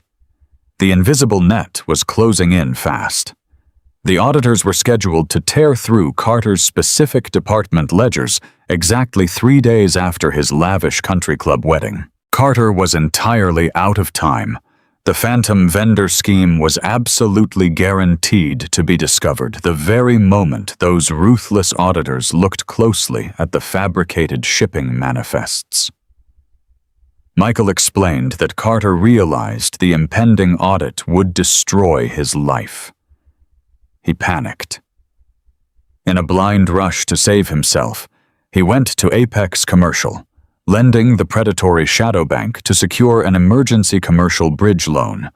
He planned to use the high-interest loan to quietly replace the embezzled corporate funds before the independent auditors arrived, hoping to erase his digital fingerprints and walk away clean. He took out over $1 million at ruinous, crushing interest rates, praying it would plug the bleeding hole in his accounts. But it was nowhere near enough. In his arrogance and sheer incompetence, Carter had miscalculated the massive volume of his own prolonged theft. He was still short by over $2 million. That was the exact reason he showed up in my kitchen throwing a violent, abusive tantrum. He desperately needed the massive, untouched equity of my coastal property to secure a final emergency line of credit to cover his tracks completely. His entire upcoming wedding was nothing but a frantic ticking time bomb designed to maintain a perfect illusion of success while his reality burned to the ground. The breathtaking scope of his arrogance was almost impossible to comprehend.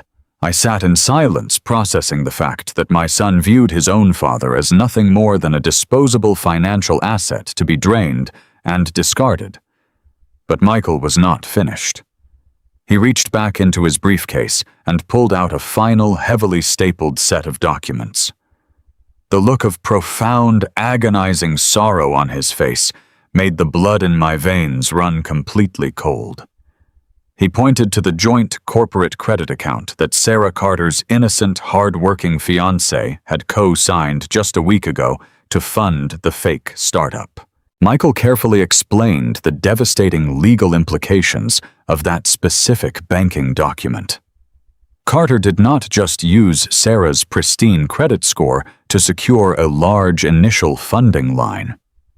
By permanently tying her name to a corporate account that was actively being used to launder money and shuffle stolen corporate assets, he had legally positioned her as a direct active accomplice to federal wire fraud. Sarah genuinely thought they were building a bright, independent future together. She believed she was supporting her ambitious future husband. In harsh reality, Carter had chained her to the steering wheel of a vehicle, speeding directly toward a solid concrete wall. Michael warned me that when the corporate auditors inevitably uncovered the missing millions, they would not handle the matter quietly internally. They would immediately notify the Federal Bureau of Investigation and the federal authorities. The investigators would follow the digital money trail right back to that specific joint credit account. Sarah would be dragged out of her pediatric oncology ward in handcuffs in front of her colleagues and patients. She would permanently lose her nursing license, her unblemished professional reputation, and likely her freedom, all because she trusted a monster who was using her as a convenient human shield to deflect the incoming legal blast. The revelation struck me with blinding absolute clarity. Carter was not just a bad son who had made foolish, greedy financial decisions. He was a ruthless predator, actively destroying the lives of every single person who loved him just to maintain a hollow, pathetic illusion of wealth. I sat back in my heavy wooden chair, listening to the fierce rain hammering relentlessly against the glass window panes. The storm outside was violent, but it was nothing compared to the absolute resolution forming inside my soul. I realized in that dark, quiet kitchen that I was no longer just fighting to protect the sacred home Evelyn and I built with our bare hands. I was no longer just fighting to defend my own legacy from a greedy child. I had to protect a completely innocent woman from being led directly to the slaughterhouse. Sarah did not deserve to have her entire life incinerated because my son was a coward. She deserved to know the absolute truth before she stood in front of hundreds of people and tied her soul to a federal criminal. I thanked Michael for his brilliant, meticulous work. I shook his hand firmly and locked the heavy front door behind him as he stepped back out into the driving rain. I stood alone in the hallway, the heavy leather folder of evidence resting securely in my hands. I knew exactly what must be done next. I could not simply drive to the hospital and warn Sarah, because Carter would effortlessly gaslight her into ignoring me, painting me once again as a delusional old man suffering from dementia. I could not go straight to the local authorities yet, because the resulting media chaos would give Carter a frantic chance to manipulate the narrative and hide the remaining money. I needed to be much smarter. I needed to build an inescapable, completely devastating legal trap. I needed to construct a fortress of ironclad defense that would absolutely crush his fraudulent corporate empire into dust, while completely shielding the innocent bride from the catastrophic blast radius. Carter had severely underestimated the man who raised him. He thought his polished words and sharp suits gave him all the power in the world. But he was about to learn that true power does not lie in stolen money or loud tantrums. True power lies in the quiet, undeniable truth, and I was going to deliver that truth with the crushing, inescapable force of the deep ocean. The heavy morning fog clung to the humid streets of downtown Charleston as I navigated my old diesel truck through the early commuter traffic. I had not slept a single hour the night before. Every time I closed my weary eyes, I saw the terrifying financial labyrinth my own son had constructed. I saw the fraudulent collection notices, the hidden embezzlement ledgers, and the pristine credit score of his innocent fiancée being dragged into a corporate slaughterhouse. When you spend your entire adult life surviving at the crushing bottom of the Atlantic Ocean, you develop a biological radar for catastrophic pressure changes. You learn how to feel a storm coming long before the sky turns gray. The pressure in my life had reached a critical terminal threshold. I pulled into the reserved underground parking garage of Sterling and Vance Associates and turned off the rumbling engine. I sat in the quiet cabin for a long moment, letting the reality of my mission wash over me. Today, I was not a grieving widower or a disappointed, heartbroken father. I was a structural engineer of my own defense. I grabbed the thick leather briefcase containing every piece of evidence Michael Reyes and Victor Cole had compiled and walked toward the private elevator. Thomas Sterling was far more than just a highly paid estate attorney. He was a veteran legal architect who had spent 50 years dismantling corporate fraud and protecting family legacies from greedy, ruthless predators. He had drawn up Evelyn's final will and testament. He knew the exact measure of my daily sacrifices. He knew the blood, the sweat, and the sheer physical agony that paid for the very foundation of my coastal property. Years ago, when Evelyn was first diagnosed, Thomas had personally driven to the hospital to ensure our medical directives were perfectly in order, refusing to charge us for his time. When his secretary ushered me into his expansive corner office overlooking the gray, churning waters of the harbor, Thomas took one look at my face and immediately instructed his staff to hold all his calls for the rest of the morning. He is a tall, imposing man with sharp silver hair, a tailored navy suit, and a penetrating gaze that makes dishonest men sweat instantly. We sat across from each other at his massive, polished mahogany conference table. The room smelled faintly of old paper-rich leather and strong espresso. I unlocked the heavy metal latches of my briefcase and began to lay out the horrific reality of my son's existence. I handed Thomas the photocopy of the forged power of attorney first. I watched in absolute silence as the seasoned lawyer ran his experienced fingers over the fake signature and the expired notary stamp. I explained how Carter had marched into my local bank branch attempting to leverage the $2.5 million equity of my home to secure a massive commercial line of credit. I told Thomas how Carter had looked my trusted bank manager right in the eye and claimed I was suffering from severe rapid onset dementia. He claimed I was wandering the beach, talking to ghosts, and needed to be stripped of my legal autonomy entirely. The muscle in Thomas Sterling's jaw tightened into a hard, visible knot of pure, undiluted disgust. Men who spend their lives navigating estate law see the dark side of human greed every single day, but the calculated clinical cruelty of Carter's lie struck a very specific nerve. Thomas did not offer empty words of comfort or hollow pity. He radiated a cold, highly focused professional anger.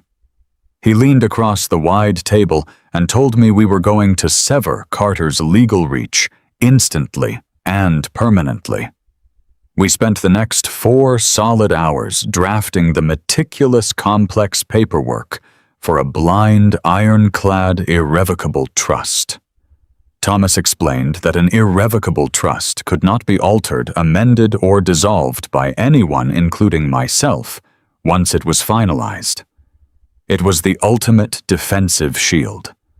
I watched as every single liquid asset I possessed from my decades of deep-sea hazard pay was transferred directly into that highly protected vault. The deed to the coastal property, the beautiful sanctuary Evelyn and I had built with our own bare hands, was officially moved out of my personal name and locked securely inside the trust entity.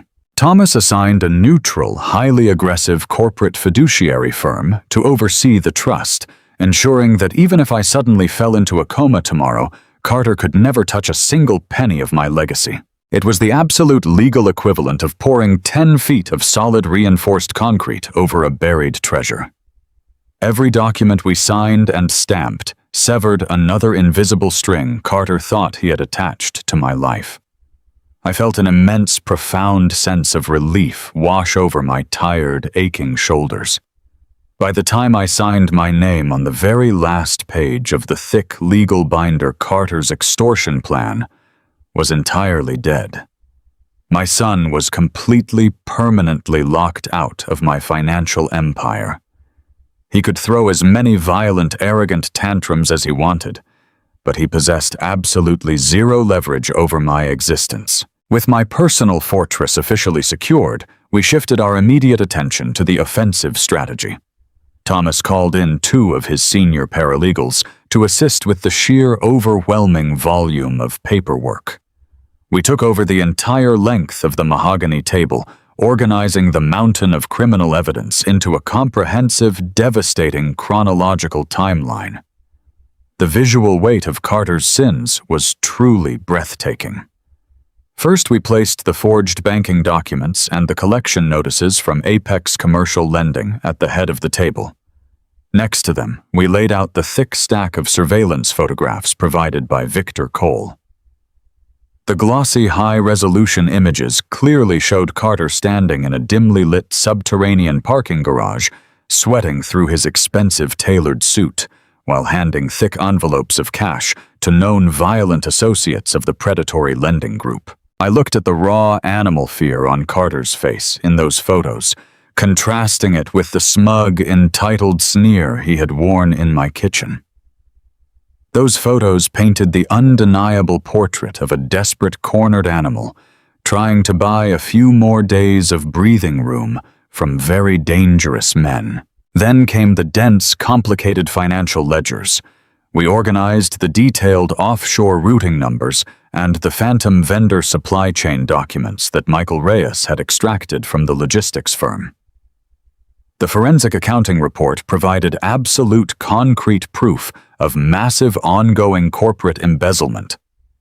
Carter had registered a fake transport company under a shell corporation and had been quietly siphoning millions of dollars from his employer's supply chain to fund his extravagant fake lifestyle. The ledgers showed the exact dates and times he had approved fraudulent invoices, stealing money directly from the people who trusted him. But the most horrifying piece of the puzzle was the final document we placed on the polished wood. It was the joint corporate credit account application. I stared at the innocent, elegant cursive signature of Sarah. At the bottom of that credit application, resting right next to Carter's, rushed guilty scrawl. Those pages proved beyond any shadow of a doubt that Carter was actively funneling stolen corporate money through an account legally tied to his future bride. He had perfectly meticulously positioned her to take the catastrophic legal fall when the federal auditors inevitably discovered the missing millions. Looking at that vast ocean of paper spread across the law office table, I felt a deep, agonizing sorrow for the young boy I had once carried on my shoulders. I mourned the son I thought I had raised. But that heavy, suffocating sorrow was instantly eclipsed by a fierce, unwavering protective duty to the kind, hard-working nurse he was actively leading to the slaughterhouse. I could not save Carter from his own monstrous choices, but I was absolutely going to save Sarah from being dragged down into his dark, inescapable abyss. Thomas picked up a single heavy-duty manila envelope from his desk drawer. It was identical in shape and color to the one Carter had so arrogantly slapped onto my kitchen table just a few days prior. It felt like a profound, satisfying twist of poetic justice.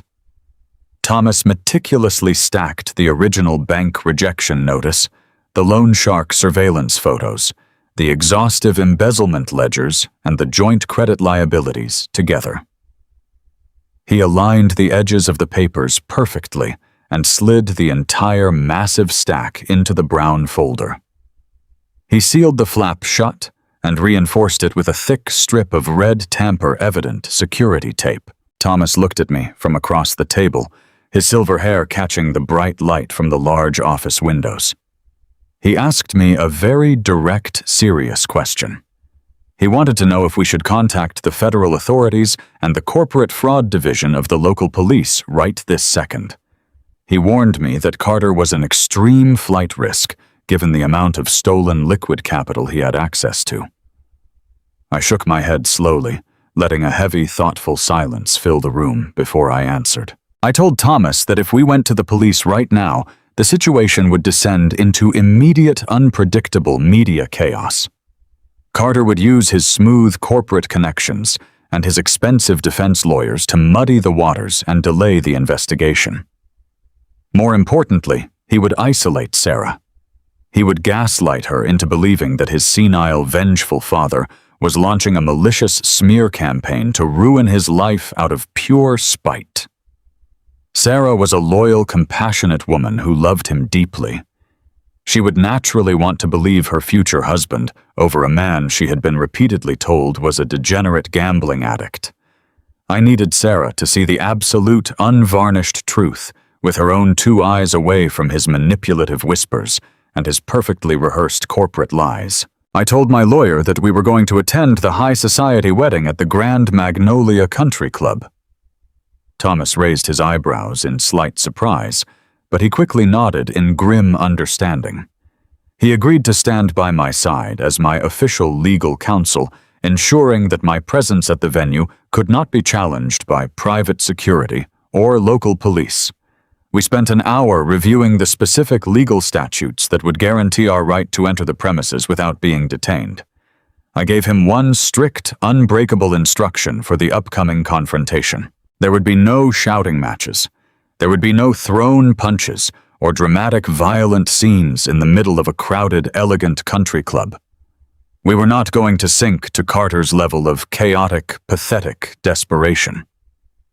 I had spent my entire life controlling my breathing in terrifying, deadly situations, and I was going to carry that exact same quiet discipline into the groom's antechamber. I told Thomas we would walk into that opulent venue in complete and absolute silence. We would let the unyielding weight of the law and the undeniable truth of the paperwork do every single piece of the talking. Carter wanted to use his extravagant wedding as a weapon to extort and destroy me.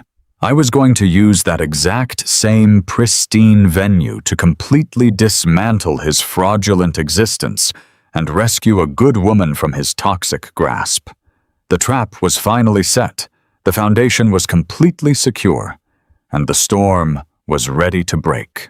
The heavy coastal rain had finally exhausted itself by late Friday evening, leaving behind a thick, humid fog that rolled off the Atlantic Ocean and blanketed my entire property. I was sitting in the quiet shadows of my living room, bathed only in the pale amber light of a single reading lamp. My body was completely still, but my mind was running through the meticulous legal traps Thomas Sterling and I had spent the last several days building. Every document was secured. Every financial route was locked.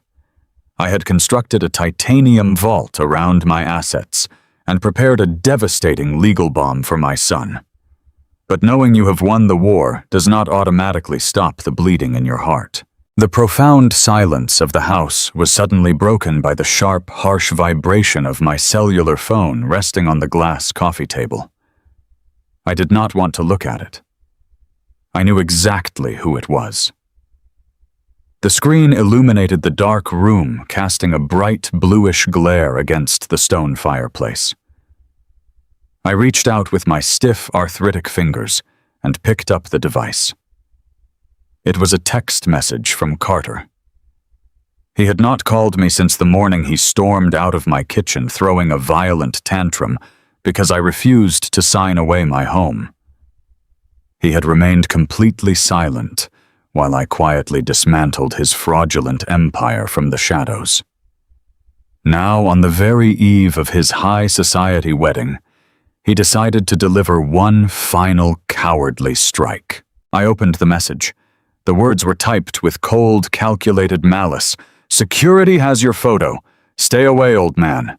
You made your choice." I read those 3 short sentences over and over again. I let the unadulterated venom of his words sink deep into my bones. He was not just ungrateful, he was completely devoid of a human soul. He was standing on the absolute precipice of federal prison entirely unaware that his shadow lenders and corporate auditors were closing in on him from every conceivable angle. Yet his only concern on the night before he married an innocent woman was to ensure his own father was publicly humiliated and banished from the venue. He honestly believed he held all the power. He believed that threatening to isolate me would break my spirit. He called me an old man, as if my age and my decades of brutal underwater labor were somehow a pathetic weakness, rather than the very reason I possessed the iron discipline required to destroy him. I set the phone face down on the table. I did not reply. A man who holds all the cards never needs to raise his voice or engage in petty arguments. I stood up from my armchair and walked slowly toward the back of the house. I opened the heavy glass sliding doors and stepped out onto the wide wooden deck. The night air was incredibly thick, tasting of wet salt and crushed pine needles.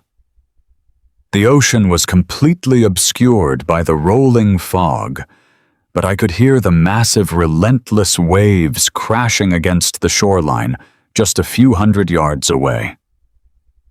I gripped the wet wooden railing with both hands, leaning my weight forward, and simply listened to the rhythmic, violent breathing of the sea. It is a strange, terrifying kind of grief when you have to mourn a child who is still walking the earth. When a person passes away, you mourn the loss of their physical presence. When a person becomes a monster, you mourn the absolute death of their character. I stood on that deck and allowed my mind to drift back through the decades. I remembered the very day Carter was born. I remembered holding his tiny, fragile body in my massive, scarred hands, terrified that my calluses might scratch his perfect skin. Evelyn had looked at me from the hospital bed, with tears of pure joy streaming down her exhausted face. We had made a silent, sacred vow that day to give our boy a life free from the back-breaking agony we had both endured. I remembered teaching him how to cast a fishing line right off this very beach. I remembered the bright, innocent laughter that used to echo through the coastal winds when he finally caught a small silver fish.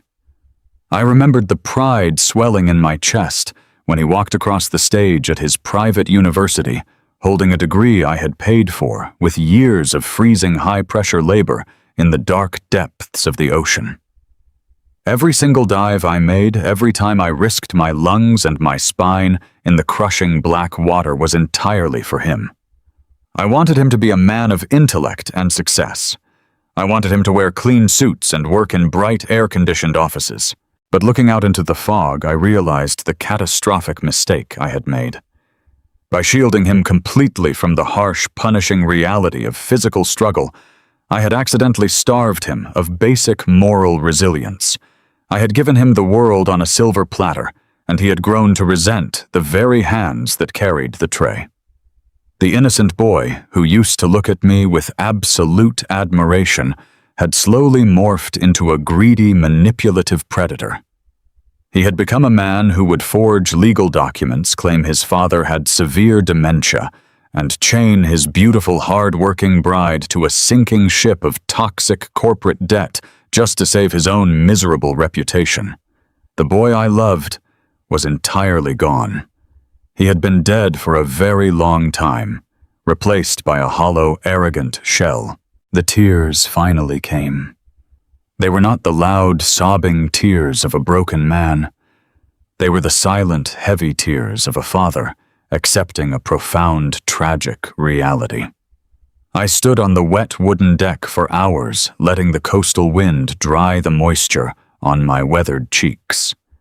When you are deep underwater and a piece of vital machinery fails, you cannot afford the luxury of panic or denial. You must look the catastrophic failure directly in the eye and make the brutal, calculated decisions necessary to survive. I took one final deep breath of the salt air. I gathered all the lingering grief, all the parental guilt, all the soft, vulnerable love I still harbored for my son, and I locked it away in the deepest, most impenetrable vault of my mind. I hardened my heart completely against the monster Carter had become. I was no longer a mourning father. I was the architect of his absolute ruin. I walked back inside the house and locked the glass doors. I did not sleep. I sat in the darkness, watching the hands of the grandfather clock slowly tick toward morning. When the first faint rays of pale morning light finally began to pierce through the coastal fog, I stood up and walked into my bedroom. Today was the day. It was the hardest, most agonizing day of my entire life, but it was also the day the truth would finally be dragged out into the blinding light. I walked into my large walk-in closet and bypassed the rows of flannel shirts and heavy denim work pants. I reached all the way to the back and pulled out the protective garment bag that held my best tailored suit. It was a deep charcoal gray wool suit, cut specifically to accommodate my broad, heavy shoulders and thick chest. Evelyn had insisted I buy it years ago for a prestigious maritime engineering gala. I had only worn it a handful of times. It felt heavy and substantial in my hands. I carried it into the master bathroom and began the meticulous mechanical process of preparing myself for the confrontation. I shaved with slow, deliberate precision, washing away the gray stubble from my jawline. I showered in scalding hot water, letting the heat loosen the chronic, deep, aching pain in my lower back. I stepped out, dried off, and began to dress. Every piece of clothing felt like a distinct piece of physical armor. I buttoned the crisp white dress shirt, pulling the collar tight against my neck. I fastened the silk silver tie, using my thick, stiff fingers to tie a perfect, symmetrical knot. I slid into the tailored charcoal trousers and pulled the heavy suit jacket over my broad shoulders. The fabric settled perfectly across my frame, hiding the scars on my arms, but accentuating the sheer physical power I had built over 40 years of surviving the ocean depths. I stepped into a pair of polished black leather Oxfords and tied the laces securely. I looked at myself in the large bathroom mirror. The man staring back at me did not look like a pathetic, degenerate gambling addict suffering from rapid onset dementia. He did not look like a weak, uneducated blue-collar relic who could be easily bullied into signing away his life savings. The man in the mirror was a highly disciplined, wealthy veteran who possessed the absolute, concrete truth and the silent, unyielding power to enforce it. My face was a mask of cold, impenetrable granite. Carter had told his fiancée and his corporate colleagues that I was a broken liability. I was about to walk into his opulent country club and show them all exactly what an immovable object truly looks like. I walked down the hallway and entered my home office. Resting perfectly in the center of my desk was the single heavy manila envelope Thomas Sterling had prepared for me. It was sealed tight with a thick strip of red tamper, evident security tape. Inside that folder was the absolute destruction of Carter Caldwell. It contained the rejected forged power of attorney, the high-resolution surveillance photographs of Carter handing cash to violent loan sharks, the devastating forensic accounting ledgers proving his massive corporate embezzlement, and the fraudulent joint credit applications tying innocent Sarah to his federal crimes. It was a ticking legal bomb, and I was holding the detonator. I picked up the heavy envelope. It felt surprisingly cold against my calloused fingertips. I did not feel any hesitation. I did not feel any lingering doubt. Sarah was a good, kind pediatric nurse who spent her life helping sick children. She believed she was marrying a successful, ambitious executive. She had absolutely no idea she was legally chaining herself to a man who was days away from being raided by federal auditors and targeted by shadow lenders. I was going to hand her this envelope. I was going to let the black and white ink of the financial documents shatter the illusion Carter had so meticulously built. I was going to save her life, even if it meant completely destroying my own son's future. I tucked the heavy sealed file securely under my left arm and walked out of the office. I moved through the quiet hallways of my home, pausing for one final second by the front door. I looked back at the warm, sunlit living room and the framed photograph of Evelyn resting on the stone mantel. I offered a silent promise to the memory of my beautiful wife that I was doing the right thing, that I was protecting the innocent, just like she would have wanted. I opened the heavy front door, stepped out into the crisp, bright South Carolina morning, and locked the deadbolt firmly behind me. I walked down the wooden porch steps and climbed into the cab of my heavy diesel truck. I placed the manila envelope on the passenger seat, right where I could see it. I turned the ignition key, and the massive engine roared to life, sending a deep, powerful vibration through the steering wheel.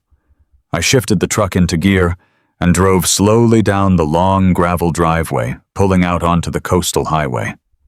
The sky was perfectly clear, a brilliant, endless expanse of bright blue stretching out over the ocean. I pressed my foot down on the accelerator, gaining speed as I headed straight toward the most exclusive high society country club in the state.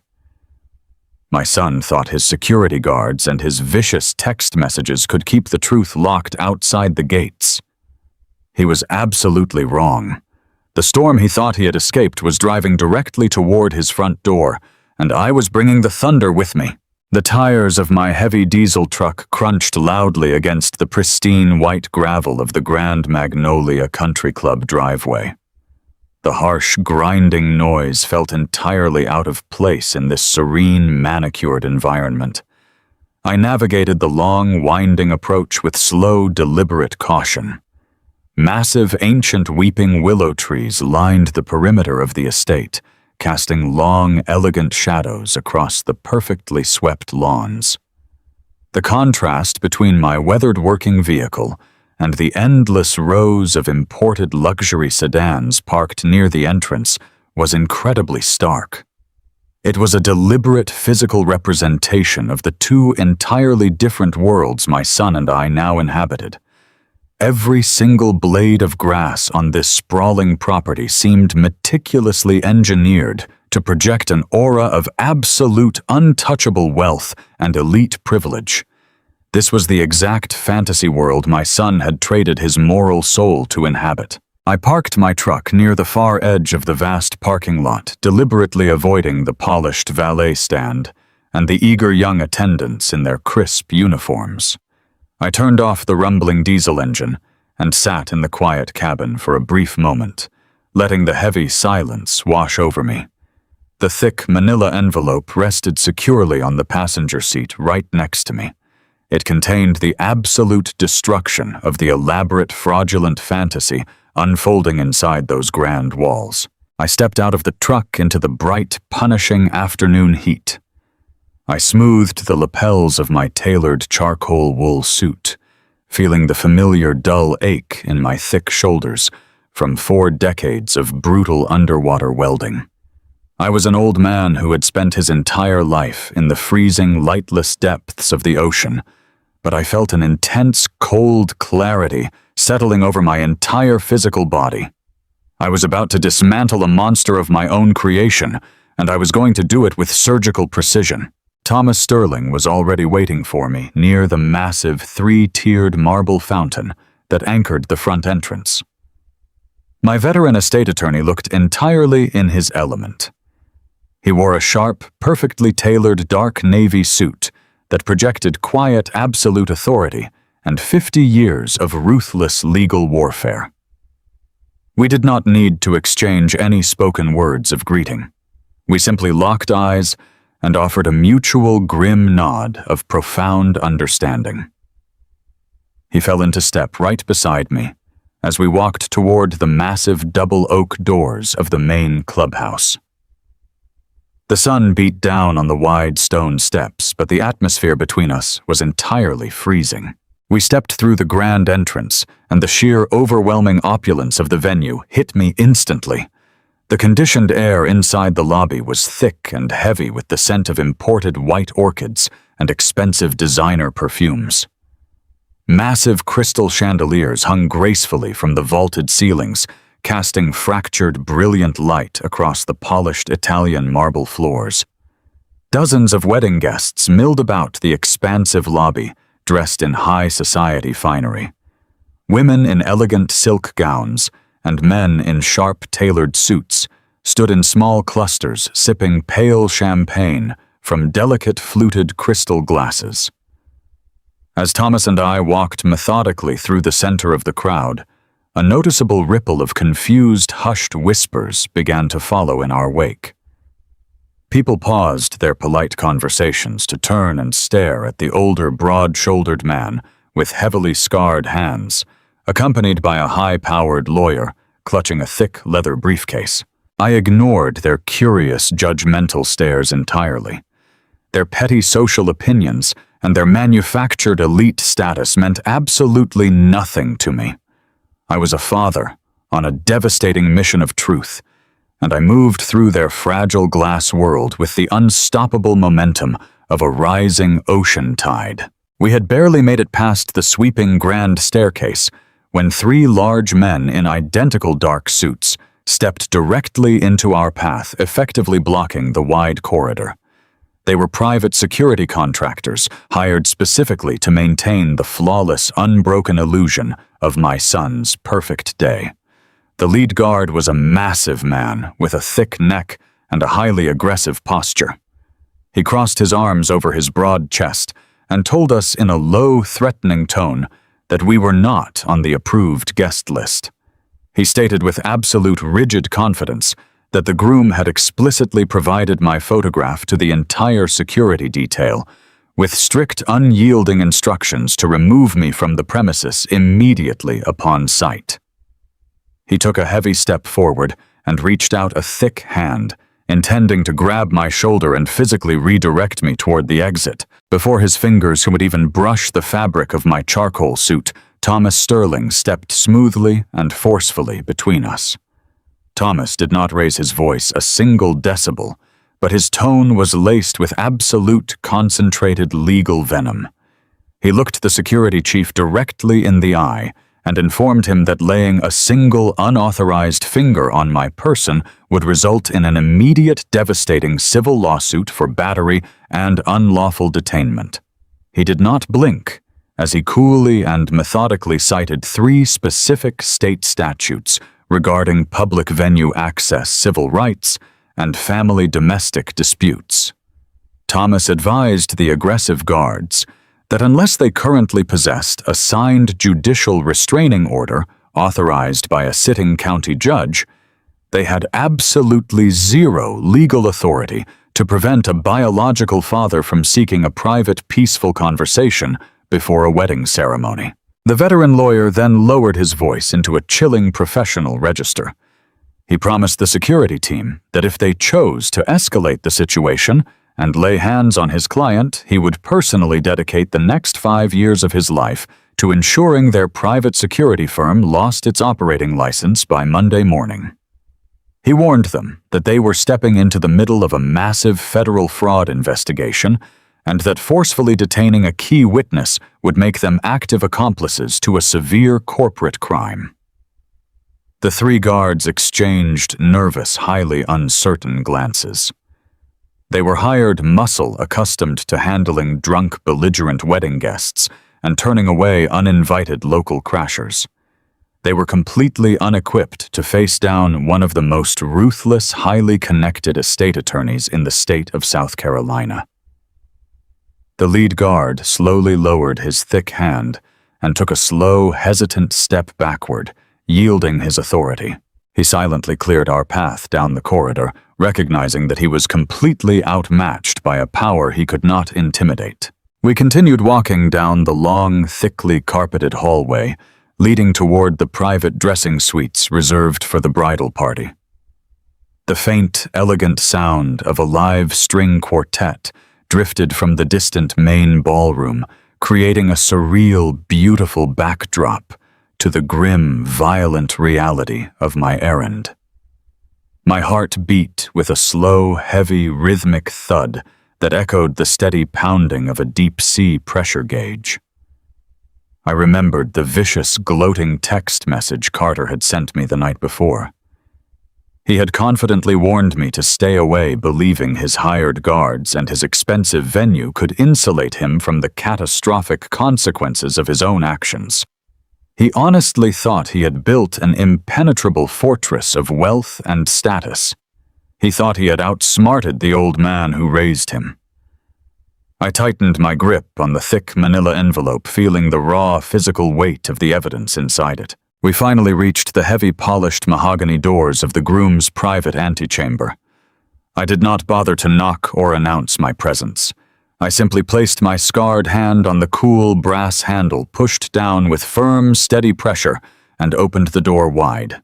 The large room inside was a perfect portrait of arrogant, victorious celebration. Carter was standing in the very center of the plush, elegant suite, entirely surrounded by 5 grinning groomsmen. They were all dressed in pristine, perfectly tailored custom tuxedos, holding heavy crystal tumblers filled with expensive amber liquor. The air in the room was thick and suffocating, smelling heavily of sharp designer cologne and premium aged whiskey. The sound of boisterous, arrogant laughter filled the space as the men joked and celebrated their supposed elite status. Carter was right in the middle of a loud sentence, raising his crystal glass high into the air for a celebratory toast, when he saw me step quietly over the threshold. The smug, victorious smile completely and instantly vanished from my son's face. The sudden drop in the room's atmosphere was absolute and terrifying. The boisterous laughter died in the throats of his friends. The groomsmen slowly lowered their glasses, shifting awkwardly and uncomfortably as they sensed the sudden violent shift in the room. They looked at me, and then looked at Carter, unsure of how to process the intense, freezing tension that had just flooded the suite. Carter stared at me with wide, terrified eyes. His gaze darted frantically from my calm, weathered face down to my empty, scarred hands, and finally to the sealed manila envelope I carried securely under my arm. He looked for the familiar shape of a real estate folder or a signed quitclaim deed. When he realized I was not holding the legal salvation he so desperately needed, his entire physical demeanor fractured.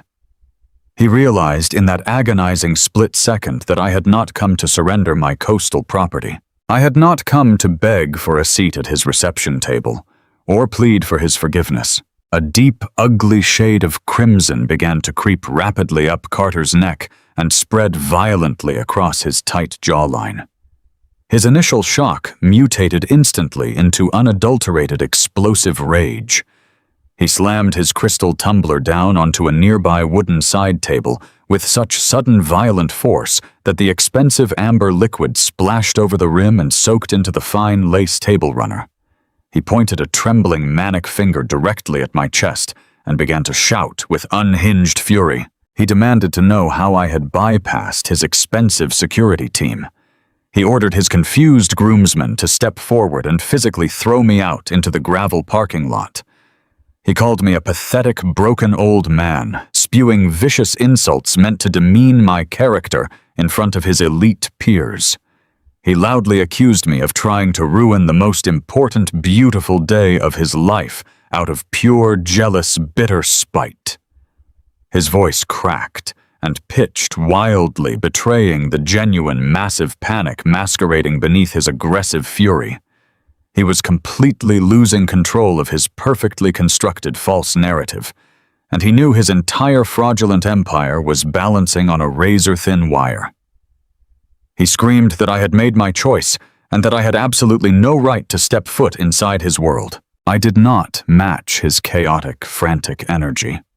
I did not raise my voice a single fraction or offer any defensive arguments to counter his wild accusations. I had spent 4 decades working in the crushing, lightless depths of the ocean, and I knew exactly how to remain perfectly grounded when the environment around me turned violent and unpredictable. I stood in the doorway of that opulent luxury suite like a solid, immovable concrete pillar. I let his vicious insults and his desperate commanding shouts wash completely over me without flinching a single muscle in my face. I simply observed him with a cold, detached, clinical precision. I looked at the boy I had raised, the child I had taken fishing on the coastal shores, the young man I had broken my spine to put through college. I saw absolutely nothing of that boy left in the room. I only saw a cornered corporate fraudster, a manipulative thief who had tried to steal my home and falsely declare me mentally incompetent. I saw a coward who was actively framing an innocent pediatric nurse for federal wire fraud just to save his own miserable reputation. The last remaining threads of my parental vulnerability completely dissolved, leaving behind only the cold, hard reality of justice. I waited patiently in the heavy silence for his furious tantrum to finally run completely out of oxygen. When his shouting tapered off into heavy, panicked breathing, the room fell into a dead, terrifying quiet. The groomsmen stood frozen against the walls, too intimidated by the sheer gravity of the moment to intervene. I looked directly into Carter's wide, panicked eyes, holding his gaze with absolute, unyielding authority. I did not yell or threaten him. I spoke with a quiet, devastating calm that echoed loudly in the completely silent room, carrying the unstoppable force of a rising tide. "I'm not here for you. I'm here for her." The heavy silence that had fallen over the groom's suite was abruptly shattered by the sound of the large mahogany doors swinging open behind me. The brass hinges groaned slightly under the sudden, forceful movement. I did not need to turn around to know exactly who had just crossed the threshold. The faint, elegant rustle of heavy silk and layers of tulle brushing against the thick carpet announced her arrival long before she even spoke a single word. It was Sarah. She stood in the wide doorway, radiating an aura of pure, innocent confusion. Her wedding gown was a breathtaking masterpiece of intricate ivory lace and cascading white fabric. It was the dress of a woman completely ready to step into a secure and loving future. Her blonde hair was perfectly arranged and woven with small, delicate pearls, but the radiant, joyful smile I had seen just a few days ago at the cafe was entirely absent. It was replaced by a look of deep, troubled concern. The loud, aggressive shouting that Carter had unleashed moments before had clearly echoed all the way down the long, vaulted corridors of the country club. She had heard the vicious, unhinged rage of the man she was about to marry. Carter reacted as if a live electrical wire had just been dropped directly into his lap. The deep, crimson flush of anger that had covered his face instantly drained away, leaving him a pale, sickly shade of chalk white. His entire posture shifted from aggressive fury to frantic, panicked desperation. He lunged forward, nearly tripping over his own polished leather shoes. He desperately tried to physically position himself between Sarah and me, attempting to block her view of my face and the heavy manila envelope tucked securely under my arm. He reached out with trembling hands, trying to grab her delicate shoulders and physically usher her back out into the hallway. "Sarah, honey, you are not supposed to be in here," Carter stammered, his voice a high-pitched, frantic whisper. "It is bad luck to see the groom before the ceremony. Please, you need to go back to your bridal suite right now. The catering staff is just causing a small delay. It is absolutely nothing to worry about. I will be right there." Sarah did not retreat. She stood her ground, her professional instincts as a pediatric nurse immediately kicking in. She was a woman accustomed to handling sudden medical emergencies and chaotic hospital wards. She gently but firmly pushed Carter's trembling hands away from her shoulders. She stepped around him, her intelligent blue eyes darting across the room. She took in the sight of the frozen, uncomfortable groomsmen, the spilled amber liquor soaking into the fine lace table runner, and finally the tall, imposing figure of Thomas Sterling standing right beside me. Her gaze ultimately locked onto my face. The deep, sorrowful pity she had shown me at the cafe rushed back into her expression. "Harrison," she said softly, taking a brave step toward me. "What are you doing here? Carter told me you were resting at home. He told me you were having a terrible day with your memory." Carter seized upon her words like a drowning man grasping a discarded life preserver. He spun around, his eyes wide with a manufactured, frantic sadness. He grabbed her arm again, pulling her slightly behind his frame. "He is having a severe episode." Sarah Carter pleaded, his voice dripping with fake, desperate agony. "He does not even know where he is right now. He just wandered in here confused and angry. The dementia is getting so much worse. I was just trying to get the security team to help escort him safely back to the coast so he does not hurt himself. You have to leave the room, honey. I do not want you to see him like this. It is far too tragic." I watched my son weave this monstrous, disgusting lie right in front of my eyes. He was utilizing the darkest, most terrifying disease a human mind can suffer simply as a convenient carpet to sweep his own massive criminal fraud under. He was actively trying to convince his future bride that her own eyes and ears were deceiving her. I did not raise my voice. I did not step forward to physically challenge his space. I simply planted my heavy work boots firmly into the plush carpet, standing as solid and unyielding as a deep-sea concrete piling. I looked directly into Sarah's confused, frightened eyes, completely ignoring Carter's frantic, pathetic dancing. "I am not suffering from dementia." "Sarah," I said, my voice projecting a calm, steady, coastal warmth that cut straight through the toxic panic filling the room. "My mind is absolutely perfectly clear. I remember the day I met my late wife, Evelyn. I remember the precise structural engineering of every deep-sea pipeline I ever welded. And I remember the exact words you spoke to me at the cafe 3 days ago. You told me you and Carter were launching a logistics startup together. You told me you co-signed a massive corporate credit line because you trusted him implicitly. I am here today because the man standing next to you is not building a business. He is building a federal prison sentence, and he is using your innocent name to pour the concrete. Carter let out a sharp, terrified gasp. He lunged toward me, his hands forming tight, violent fists. "You shut your mouth, you crazy old man," he screamed, his voice cracking with pure, absolute terror. "Security! Somebody get security in here right this second!" Thomas Sterling moved with the smooth, lethal grace of a veteran predator. He stepped deliberately in front of me, creating an impenetrable physical and legal barrier between my son and myself. Thomas did not look at Carter. He looked directly at Sarah, projecting an aura of complete, absolute judicial authority. "Miss Sarah, my name is Thomas Sterling. I am the senior legal counsel managing the estate of Harrison Caldwell. I can assure you with complete professional certainty that my client is of sound mind and absolutely perfect legal capacity. We are not here to cause a disruption to your beautiful venue. We are here to deliver highly sensitive financial documentation that directly impacts your personal legal liability." Carter tried to scream again, but Thomas simply reached out and took the heavy sealed manila envelope from beneath my arm.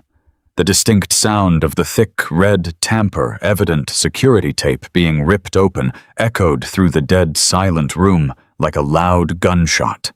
The groomsmen all took a simultaneous collective step backward, pressing themselves flat against the floral wallpaper. They knew they were watching a catastrophic execution, and none of them wanted to be caught in the blast radius.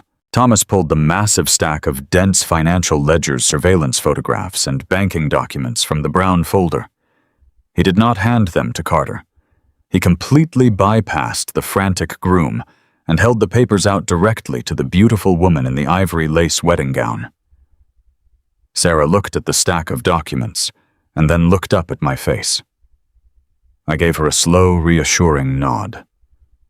Her trembling hands reached out and took the heavy stack of evidence. Carter was actively hyperventilating now. He was making choked, pathetic sounds in the back of his throat, pacing back and forth like a trapped rat. I kept my focus entirely on Sarah. I needed to guide her safely through the terrifying maze of lies my son had constructed. "Look at the first document on that stack, Sarah," I instructed, my voice quiet, but carrying the heavy, undeniable weight of absolute truth. It is a durable general power of attorney. Look at the signature line at the very bottom of the page. Sarah stared down at the paper. Her bright blue eyes scanned the dense legal paragraphs before landing on the ink signature. I saw her brow furrow in deep, genuine confusion. "That is your signature, Harrison?" she whispered, looking up at me for confirmation. "It is an incredibly good forgery," I replied calmly. "Carter walked into my local community bank branch last week and presented that exact document to my trusted financial manager. He told the bank that I was suffering from severe rapid onset dementia. He claimed I was a danger to myself and that he needed absolute unrestricted legal control over my entire life. He wanted the bank to authorize a $1.5 million commercial line of credit, and he offered the $2.5 million coastal home I built with Evelyn as the sole collateral." Sarah gasped, taking a staggering step backward. She looked at Carter, her eyes wide with total horrific disbelief. Carter shook his head violently, waving his hands in the air. "He is lying." Sarah Carter shrieked, sweat pouring heavily down his pale forehead. "He is completely insane. He made that document up to ruin us." The bank rejected the document because the public notary stamp Carter used had legally expired 2 months prior. I continued completely ignoring his frantic, pathetic denial. I locked down every single asset and bank account attached to my name. When his plan to steal my house failed, he came to my kitchen and threw a violent tantrum. He threatened to ban me from this very wedding if I did not voluntarily sign the deed over to him. He was desperate because he is currently drowning in predatory corporate debt. I gestured toward the stack of papers in her trembling hands. Turn to the next page, Sarah. Look at the photographs. She shuffled the heavy paper, flipping to the high-resolution surveillance images Victor Cole had provided.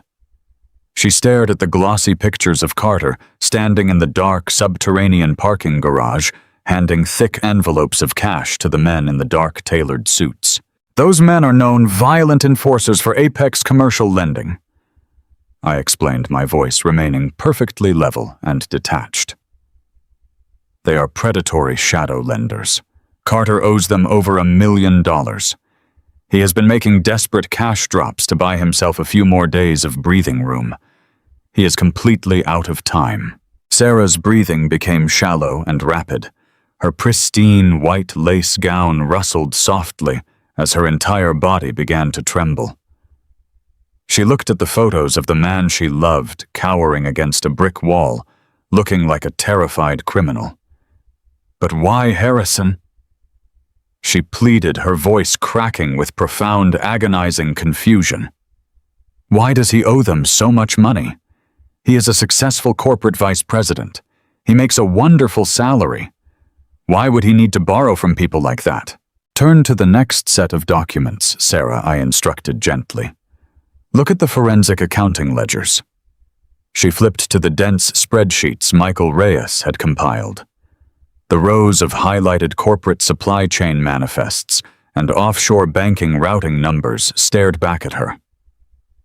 I walked her methodically through the horrific reality of Carter's existence. Carter is not launching an independent logistics startup, Sarah, I explained, watching the color completely drain from her beautiful face. That company is a phantom entity. It exists only as a rented post office box and a digital offshore bank account. For the last 14 months, Carter has been actively heavily embezzling capital from his own corporate employer. He created a fake freight vendor in their supply chain and has been quietly siphoning millions of dollars into his own private accounts to fund a fake, extravagant lifestyle. I paused, letting the sheer massive gravity of the federal crime sink into the quiet room. His corporate employer recently hired an aggressive independent auditing agency to conduct a massive quarterly review of all vendor relations. I continued. The auditors are scheduled to tear through Carter's specific department ledgers exactly 3 days from now. He knows the audit will uncover the missing millions. He panicked. He took out the predatory loans, hoping to quietly replace the embezzled corporate funds before the auditors arrived. But he miscalculated the massive volume of his own theft. He is still short by over $2 million. That is why he tried to steal my coastal house. He needed the equity to cover his criminal tracks. Sarah stood absolutely frozen in the center of the plush, elegant suite. The heavy stack of evidence shook violently in her delicate hands. She looked like a woman who had just survived a massive, horrific car crash and was only now realizing the catastrophic extent of her injuries. But the final betrayal is at the very bottom of that stack, Sarah, I whispered, my voice dropping into a tone of deep, profound sorrow. Look at the last document. She flipped past the final page of the embezzlement ledgers. Her eyes locked onto the joint corporate credit account application. She stared at her own elegant cursive signature resting right next to Carter's frantic scrawl. She looked at the massive initial funding line that the commercial bank had approved based entirely on her pristine, perfect credit score. Carter took $300,000 from that joint credit line. The very moment the account was activated, I explained, watching a single tear slide down her pale cheek. He did not use it to secure legitimate cargo contracts. He used it in a desperate, pathetic attempt to partially reimburse the stolen corporate funds before the auditors noticed. Sarah, He tied your name directly to a corporate account that is actively being used to launder money and shuffle stolen assets. When the federal authorities inevitably discover the missing millions, they will follow the digital money trail right back to that specific joint account. You would be arrested as a direct active accomplice to federal wire fraud. He was going to let you take the fall to save himself. Sarah read the documents again and again. The blood completely drained from her face, leaving her looking like a beautifully carved marble statue of grief. Her lips parted, but absolutely no sound came out. She finally looked up from the damning paperwork and turned her gaze toward Carter. The look in her eyes was no longer filled with innocent confusion or protective medical pity. It was a look of pure, absolute, horrified realization. She was looking at a complete stranger. She was looking at a monster who had tried to drag her into an inescapable burning pit. Carter let out a wild, desperate, animalistic howl. He lunged violently across the thick carpet, his polished shoes slipping slightly as he reached out with both hands. He tried to physically snatch the heavy stack of evidence right out of Sarah's trembling grip. "Give me those papers," he screamed, his voice cracking with absolute, total, unhinged panic. "They are fake. He is lying to you, Sarah. He is just a bitter, crazy old man trying to ruin my perfect day. You cannot look at those. You cannot believe him." His perfectly constructed high society illusion was completely collapsing in real time. The expensive tailored tuxedo, the premium amber whiskey, the elite country club venue, it was all dissolving into meaningless dust. He clawed frantically at the air, his face contorted in a mask of pure, pathetic desperation, trying uselessly to shove the smoke back into the fire. Sarah took a sharp, sudden step backward, clutching the heavy, undeniable truth tightly against her pristine ivory wedding gown. The web of lies was completely, entirely broken. The desperate, grasping hands of my son hovered in the air inches from the damning stack of paper. Sarah did not flinch. She simply looked at him with an expression of pure, unadulterated revulsion. It was the look of a woman who had just watched a charming illusion melt away to reveal a rotting corpse underneath. Carter stood there breathing heavily, his perfectly gelled hair falling out of place, his expensive tailored tuxedo suddenly looking like a stolen costume. He opened his mouth to spin another elaborate lie, to construct another fragile bridge over the massive chasm he had dug. But no words came out. The absolute finality in Sarah's bright blue eyes silenced him completely. She slowly lifted her left hand. The large diamond engagement ring caught the ambient light from the crystal chandeliers overhead. It was a ring purchased with stolen corporate funds, a glittering symbol of a fraudulent empire. With incredible grace and absolute devastating calm, she pinched the diamond between her thumb and forefinger and slid the band off her ring finger. She did not throw it at his face. She did not scream or cry or lose her composure. She simply turned toward the small wooden side table where Carter had slammed his crystal tumbler of premium amber whiskey earlier. Another glass filled with pale, bubbling champagne sat untouched right next to it. "This wedding is over," she whispered. Her voice was incredibly quiet, but it carried a finality that echoed off the floral wallpaper and struck the room like a physical blow. She extended her hand over the champagne flute and let go. The heavy diamond ring dropped into the pale golden liquid with a distinct sharp clink, settling heavily at the bottom of the delicate crystal glass. The bubbles immediately clung to the stolen jewelry, masking its artificial shine. She did not wait for a response. She turned her back on the man she had loved just an hour ago, gathered the heavy folds of her intricate ivory lace wedding gown, and walked steadily toward the open mahogany doors. The 5 groomsmen parted instantly, creating a wide path for her as if they were stepping away from a blazing fire. A small cluster of bridesmaids who had gathered in the hallway, drawn by the initial shouting, stood completely paralyzed in shock. Sarah walked straight past them, clutching the leather folder of evidence to her chest like a protective shield. Her bridesmaids exchanged terrified, bewildered glances before rushing down the thickly carpeted corridor, trailing behind her retreating figure. Carter let out a hollow, ragged gasp. He took a stumbling half-step toward the open door, reaching out into the empty space.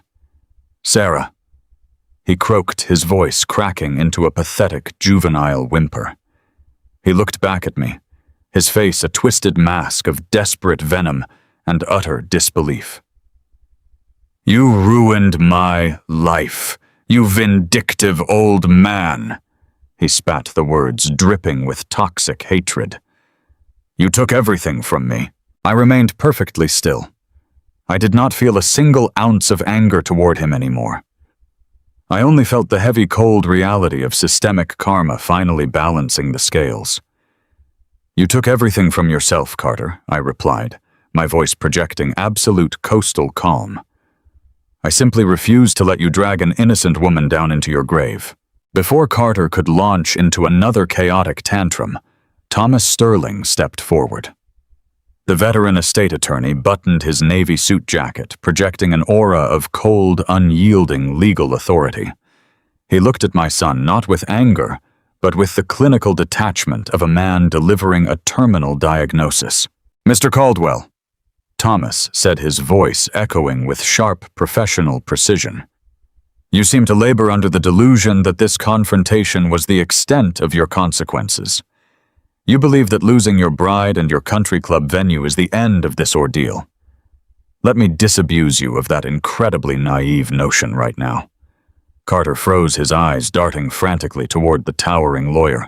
"The documents Miss Sarah just carried out of this room were simply copies," Thomas continued smoothly. "The original forensic accounting ledgers, the surveillance photographs of your interactions with Apex Commercial Lending, and the extensive proof of your phantom vendor supply chain scheme were compiled into a comprehensive digital dossier this morning. At precisely 8 o'clock today, my office legally forwarded that entire encrypted file directly to the Corporate Fraud Division of the local police and the Financial Crimes Unit of the Federal Bureau of Investigation." The color drained so completely from Carter's face that his skin took on a sickening translucent hue. He literally staggered backward, bumping heavily into the polished wooden table. "You committed massive federal wire fraud," Thomas explained, utilizing the heavy legal jargon like a perfectly sharpened scalpel. "You embezzled millions of dollars from your corporate employer, and you attempted to utilize a fraudulent joint credit line to launder the stolen capital. The independent auditors at your logistics firm do not need to wait 3 days to discover your crimes, Mr. Caldwell. The federal authorities are already coordinating with them. Your bank accounts are entirely frozen. Your assets are being seized. You have absolutely nowhere to run." As if orchestrated by the universe itself, the faint wailing sound of approaching sirens began to drift through the open windows of the luxurious country club suite. The sound started as a distant, high-pitched whine cutting through the humid coastal air and rapidly grew louder and more distinct. The red and blue flashing lights would soon reflect against the pristine white gravel of the long, sweeping driveway. Carter listened to the approaching sirens, and his entire physical form simply gave out. The arrogant corporate vice president who had stood in my kitchen and demanded my $2.5 million home completely dissolved. He collapsed heavily onto his knees, his tailored dress pants sinking into the plush carpet. He covered his face with his trembling hands, pulling violently at his perfectly gelled hair. He let out a long, agonizing wail of pure, unadulterated defeat. His groomsmen did not rush to comfort him. They quickly slipped out the back door of the suite, putting as much distance as possible between themselves and a man about to be arrested for federal crimes. I looked down at my son kneeling on the floor of his shattered illusion. There was no physical confrontation. There was no dramatic violence. There was only the cold, crushing weight of the law and the inescapable consequences of his own monstrous greed. I turned my back on the pathetic, sobbing figure, adjusting the cuffs of my charcoal suit. I walked out of the opulent room with Thomas Sterling right beside me, leaving Carter Caldwell alone in the dark to face the absolute ruin he had built with his own 2 hands. 6 months passed since the storm finally broke over the Grand Magnolia Country Club.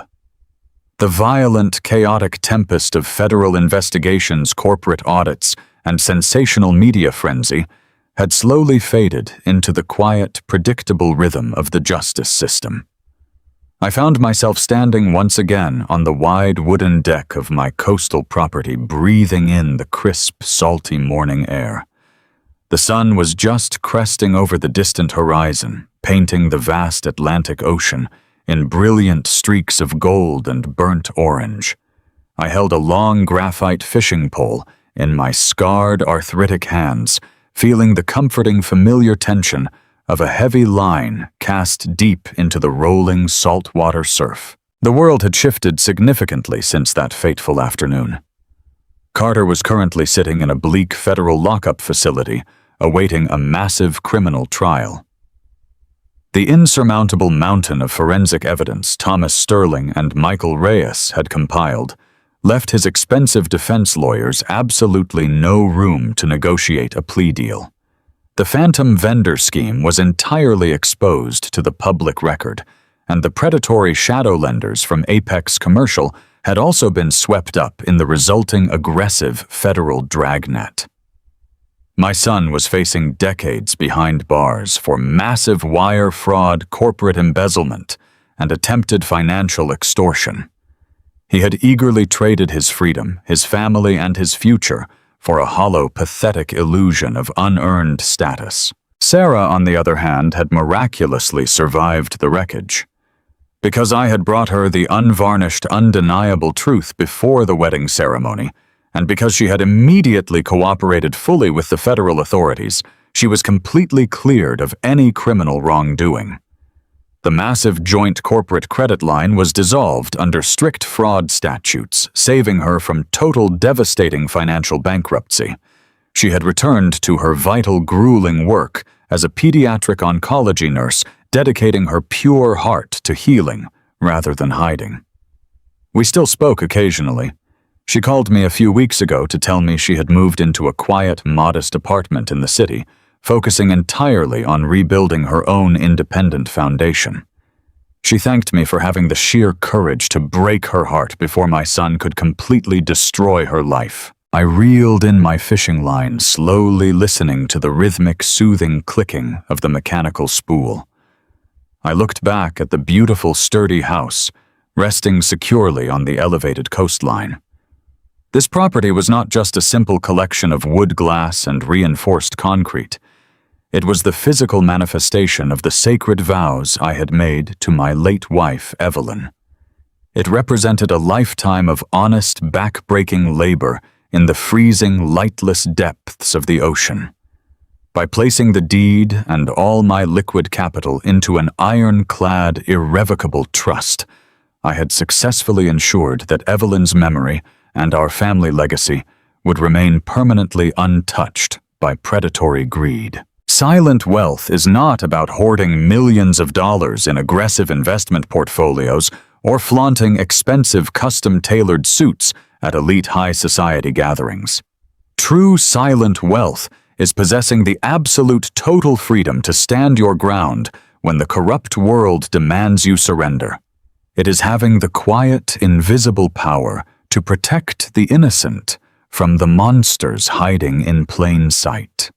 I had utilized every single ounce of my hidden resources not to exact a petty personal revenge, but to enforce a necessary, brutal, systemic karma.